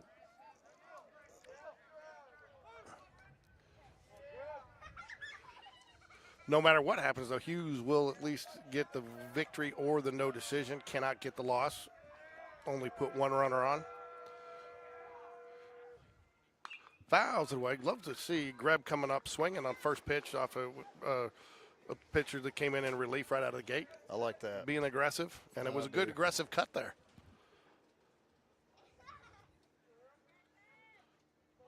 We've got Arnold Bush on first base, running for Evan Taylor. Curveball misses up.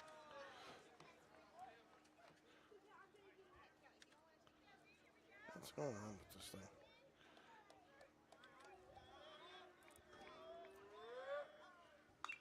Nice swing. So our guys like fastballs.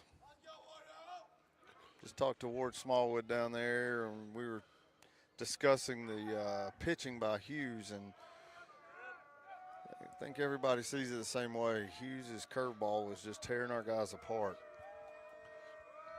1 ball, 2 strikes.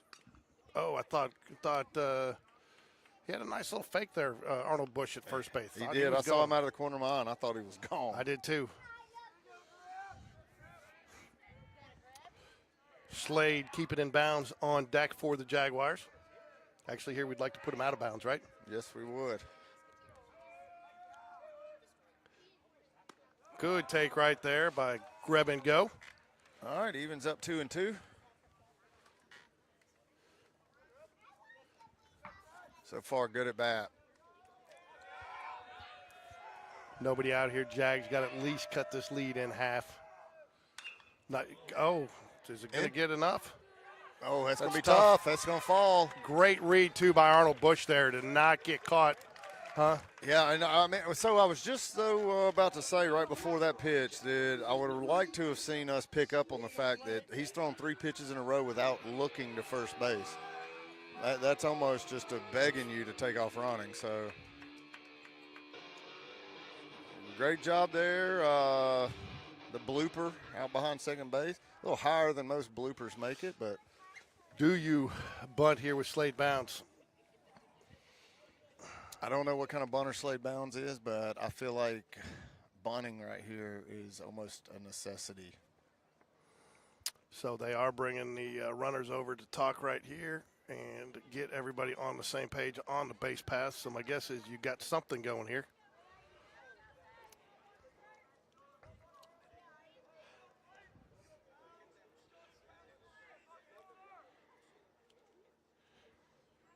Do you try a double steal here?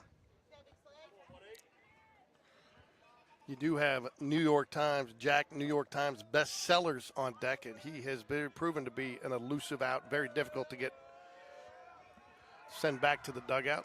Slade Bounds is your batter, though.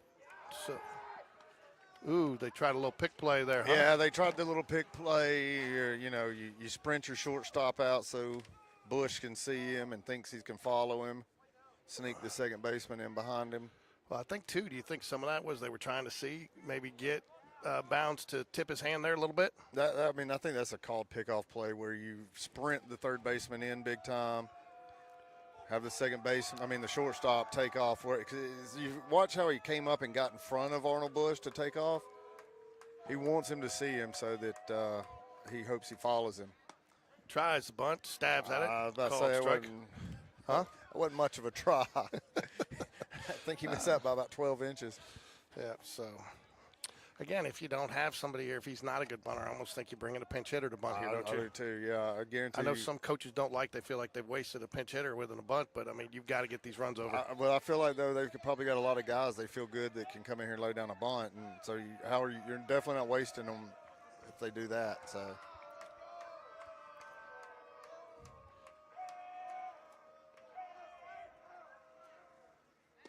Pulls the bunt back. 1-1.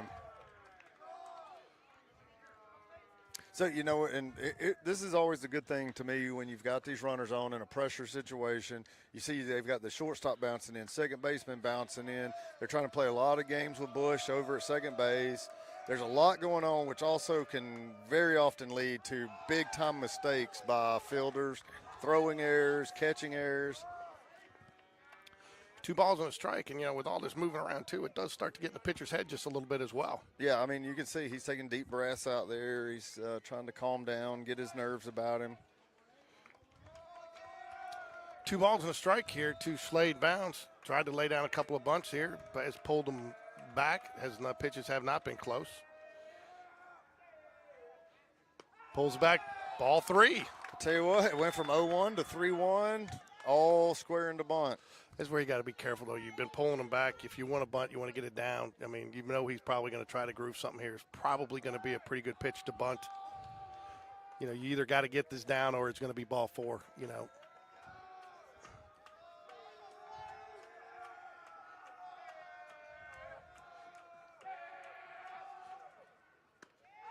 Ball 4. Man, bases That's a loaded, no outs again. And who is up to bat? Jack, New York Times bestsellers. 5 weeks now on the New York Times bestsellers list. Jack Lutenbacher will make his way to the on-deck circle, a pinch hitter for, who was he going to, Andrew Thornton. So, and I think that's probably a pretty good call there. Would you, I'm not saying it's a good call here, but would you squeeze here with Jack Sellers the way he bunts? I would absolutely consider it. I'm going to be honest here. The way that we're hitting right now, I would do it. I think that's what they're talking about right now. They're talking about something. So, it's a little unorthodox to do it. I think you got to see where the third baseman is, but it's a little unorthodox to do it with, having the force out at home, because you definitely want to squeeze with the having the But with a guy like Jack Sellers, who you know is going to get the bat on the ball, Now we have a pitching change. Yep. Osborne. So.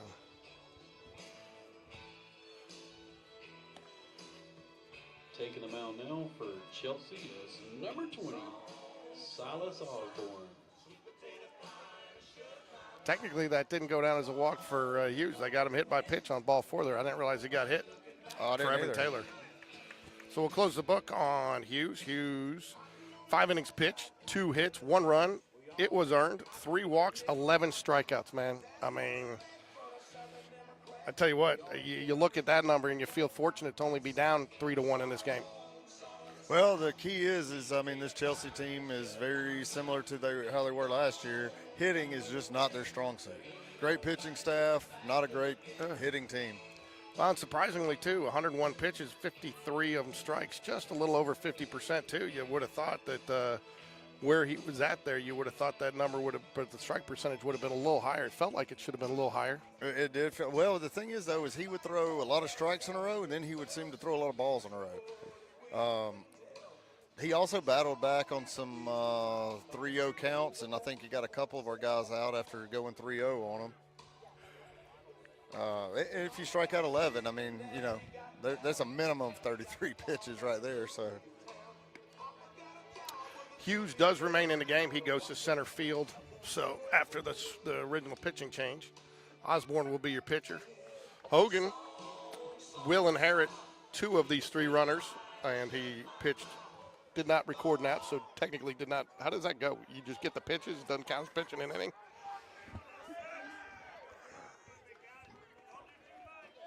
Oh, wow.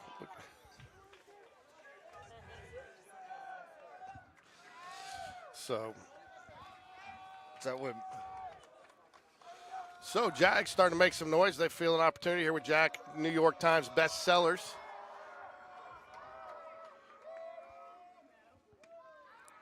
Want to give a shout out to Patrick McQueenie. Want to thank him for his comments. Called strike there. In case you missed the first part of the game, we'll just show you the graphic there real quick there, Mr. McQueenie. I'm not sure if you saw it, but there you go. So he was our starting pitcher, pitched a nice game tonight.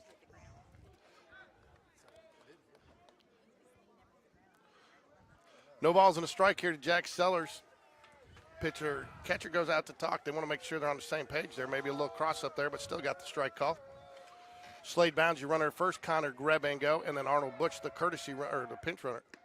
Called strike on the outside corner. Ooh, how did I get back there? I didn't mean to go back there. Sorry.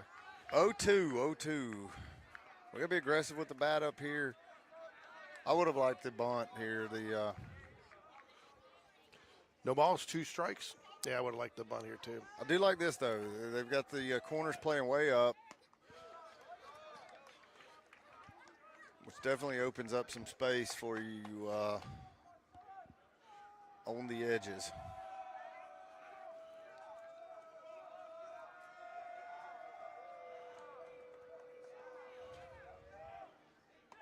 Oh, misses. How did he lay off that one, Ricky? I don't know, man. I love those pitches 2 or 3 feet over my head. That would almost got by Mims, and that would have been a gift. It would have been. He threw in his warm-ups. I didn't bring it up, but he threw 3 balls to the backstop warming up. So Nice. Fouls it back. Jack Sellers will live to fight another day here. 2 balls, 2 strikes. If we know anything about Jack Sellers this year, it's that he can go through a pitcher's entire pitch count for the entire day in 1 at bat. 17 pitch at bat down at Orange Beach earlier this season. And then I think he followed up with like an 11 pitch at bat the day later. Swing and a miss, strike 3. Great changeup. It was. Really good changeup. Well, and that's the difference between working from ahead. You know, you get ahead, even though you miss a couple, and, you know, you still, and again, you go back and look. I wanted to say, Patrick McQueenie, first pitch strikes, 75% of the batters he faces when he throws a first pitch strike, he gets out. Jack Lutenbacher will step to the plate. Brody bragging rights on deck for the Jaguars. I like bringing in the lefty here. I'll tell you, Jack Lugenbacher's another guy that's been tough to get out this year. He's put the ball in play a lot. So Middle lead field back at double play depth. Infield, the corners are in. Bottom of the 6th here. Jags trail 3-1. Ooh, called strike. He thought about it, couldn't pull the trigger. We got to start pulling the trigger. Yeah.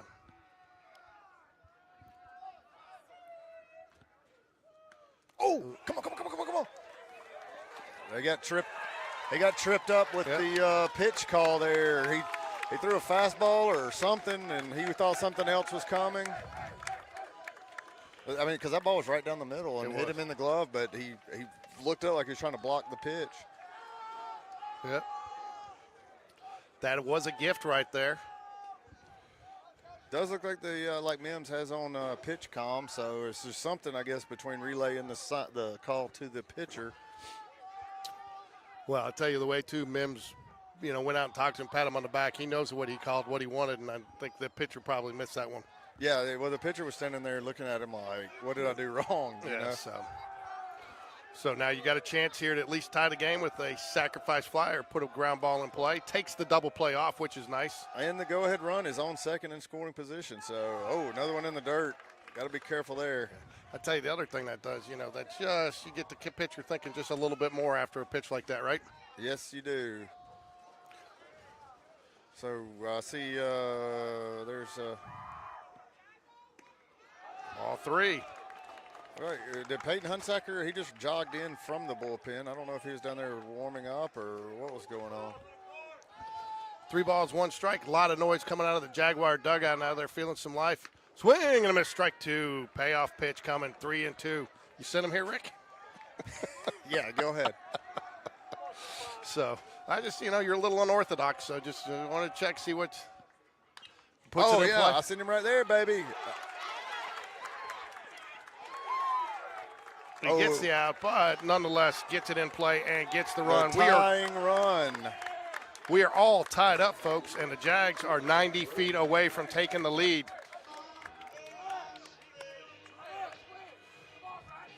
Brody Bragginright's been a tough out tonight as well. He's drawn 2 walks. Has not scored a plate appearance. I think he had a sacrifice maybe earlier. No, he's only walked. batted twice. He's only batted twice. Third at bat, yeah. Yep. So he's drawn 2 walks tonight, and 2 outs here. What do we need, Ricky? We need a 2-out rally. I'll tell you what, and what you'd love to see happen here is get up with Reese Jones with a chance to drive in the winning run here, wouldn't you? Yes. Oh, there you go. Oh, that's going to fall. That's going to fall. Yes, it is.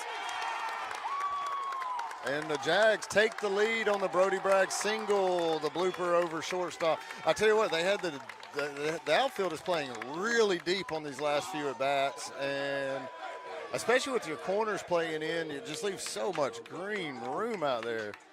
Great job by Brody Bragg, I tell you what. And now you got speed and a heck of a base runner on first base, and you're back to the top of the lineup with Reese Jones up to bat. So now you got the lead. You got 3 outs to try to win it. Who do you bring in to close it out for you?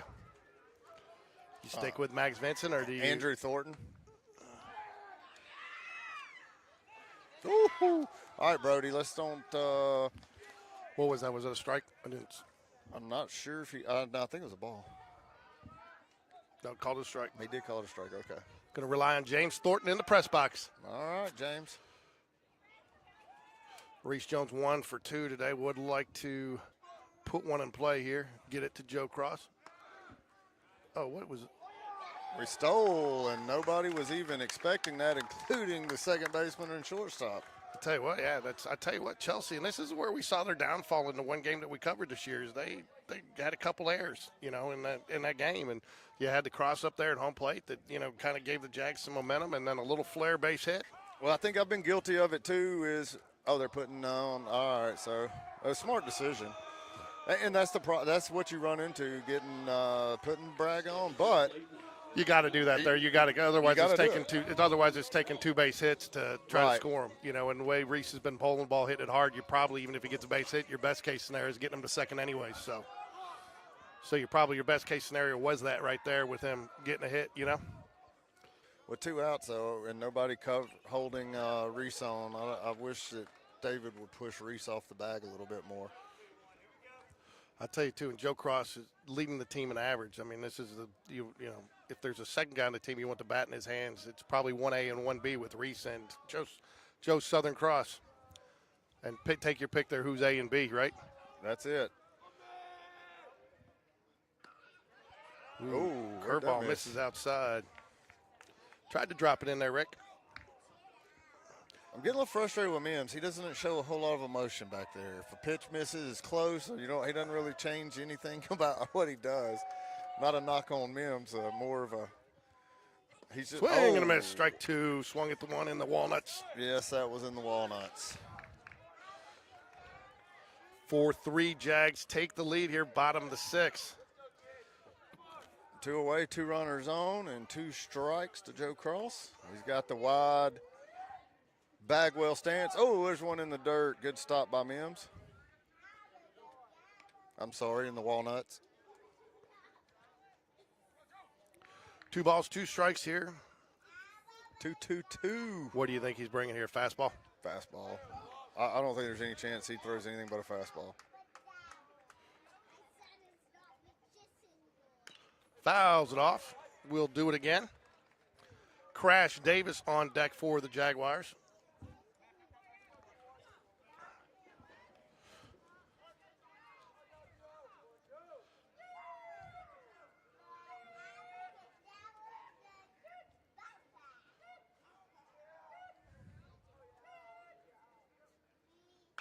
Fly ball, left field, should be caught. Struggled with a little bit, but makes the grab. Jags are 3 outs away from getting the win here, Rick. Woo! That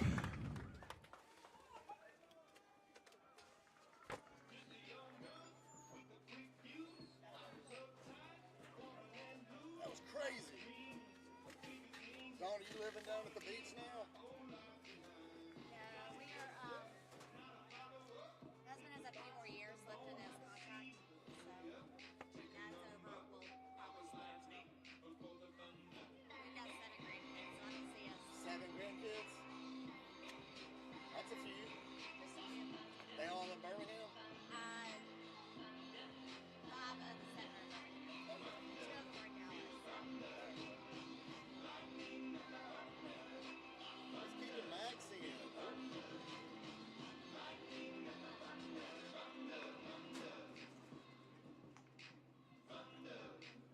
Yes, this is your first game they're going to do this year?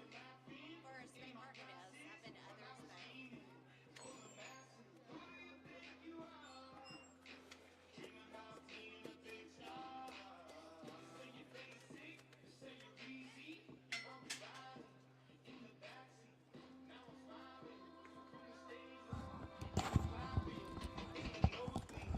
So we move to the top of the 7th. Max Vincent will come back out for his 3rd inning of work.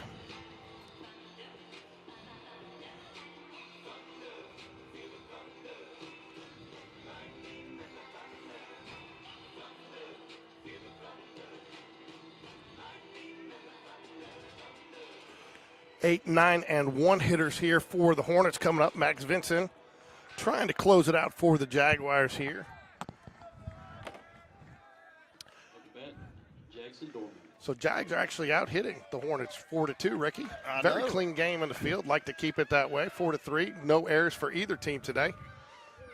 Yeah, and that's what I was talking about earlier, George, is that this Chelsea team just does not pound the rock very well. And I think that if you look at most, anytime they've allowed a team to score 5 or 6 runs, they've lost. There's a blooper to shortstop, fielded by Reese. Makes the throw, 1 away. Jags 2 outs away from stealing one here. You got to feel a little bit. I'll tell you, as good as the Hornets pitching has been today, it's also been a little bit their demise. They've had a hit batsman with bases loaded for the first run, and then kind of a cross up there. So they've given up two runs on walks. You know. Well, that's why you don't get down early in the game and hang your head, because that's how baseball goes. You get the starting pitcher out, and a lot of times that's just the change your guys need to get confidence again in the box. Craven 0 for 1 today with a walk. 2 balls, no strikes here to Craven. He is the 9-hole hitter. You surprised that we left Vincent in? Not really, because I think you got a little bit of a known commodity out there. He pitched well. He's only at 23 pitches. My guess is they're going to be looking at situational here if they can get to. But, I mean, you bring in a relief pitcher, you don't know what you're going to get in high school baseball. You know? I agree. And you've got a team here that's just not lighting the bats up. And you got a guy that's thrown 27 pitches, 18 strikes. Right. And they haven't hit anything hard yet. Unless you count that double that they hit to no, well, actually, that was off the hands inside, Yeah. And I think, too, that was what they considered a missed pitch, a missed location. So 2 balls, 2 strikes here. You'd love to get this guy out, even though you're turning the top of the lineup. It's a tall order to try to get a couple of runs with 2 outs.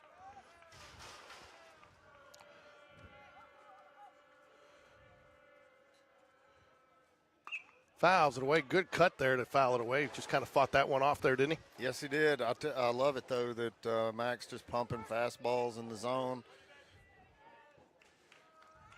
Telling Craven, man, hit it. Put it in play. Nice off-speed pitch. Going to be fielded at first by Crash Davis. 2 away. Yeah, I got to change my hotkey for the next game, Ricky. Yeah, I wish you would. So that'll take us to the top of the lineup. Craven 0 for 1 on the day, 2 strikeouts, but he did have the double off the hands there to start the scoring barrage in the, what was that, the 6th inning? 5th inning. So Jags 1 out away from getting the first victory here in area play, and an important area victory. Just misses high. 1 ball, no strikes. Max Vincent will have the opportunity to record the win here for the Jaguars if this holds.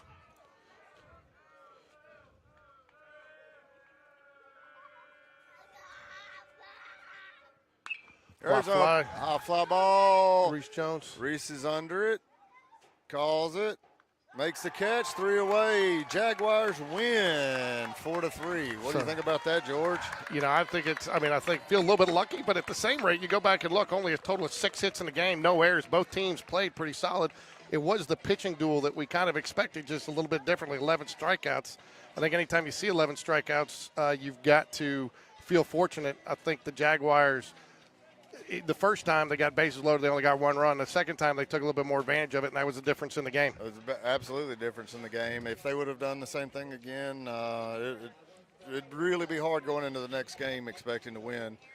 I'm going to have a hard time picking a player of the game here. Brody Bragg maybe 1 for 1 on the day with the go-ahead single there with 2 outs, or Max Vincent is obviously a candidate coming in. He really stopped, they got the runoff. They got 1 run off him, but he really settled in nice. No walks. He had no strikeouts. But, again, 33 pitches, 23 strikes. And three complete innings and only 33 pitches is pretty fantastic. Yeah, so I'm kind of with you. I think player of the game's just got to go to the entire Jaguar team for fighting, and I don't think nobody really separated themselves. This was a good team win. A lot of guys did a lot of things. I think McQueenie did what he needed to do. I think he walked a few too many, but still had some strikeouts, threw some good pitches, and only gave up, 1 hit through something like that, I think. They gave up 2 hits throughout the game. They got 1 hit, 2 runs, both earned, but you'd like to see him get those walks down, but that's how he pitches. Yeah, he pitches fast and loose, and you like to see that, and and he battled, and so tonight's winner though, and gets the win, is Max Vincent. Your loser is going to be Hogan for the Hornets, and I think if you're Chelsea, as much as this is a good game, but I think if you're Chelsea, you got to feel like you'd let 1 slip away here. You definitely let 1 slip away. This is, to me, about as must-win of a game, because I think that Friday, you got your backs against the wall a little bit going to Chelsea. You're probably going to see Stallings, who I think is maybe a better pitcher than Hughes even, as good as Hughes did. I don't want to take anything away from Chelsea's pitchers. I think they did a pretty remarkable job. I was going to say 11. It's tough to top an 11 strikeout performance and only giving up. And Hughes only gave up 2 hits, 2 runs, and 3 walks. So a pretty solid outing. But I will tell you, again, Hughes did battle from behind some too tonight as well, and that, and I think if you really want to give a player of the game to somebody, I think it's even though they didn't get the hits, they did what they had to do. See a lot of pitches, work deep into the counts, and really get into their bullpen, and that was really the difference is once we got to their bullpen. Yeah. Well, great game for the Jags, and nice to be 1-0 in area. Yep, so we will be covering the game Friday at 6:30, but we will get some, at least partial JV action, if not the full game. I got a 1 o'clock meeting, so I don't know how quickly I'll be out there, but we'll be out there. Yeah. So probably just varsity only on Friday, so but we will be covering. So go Jags. Go Jags.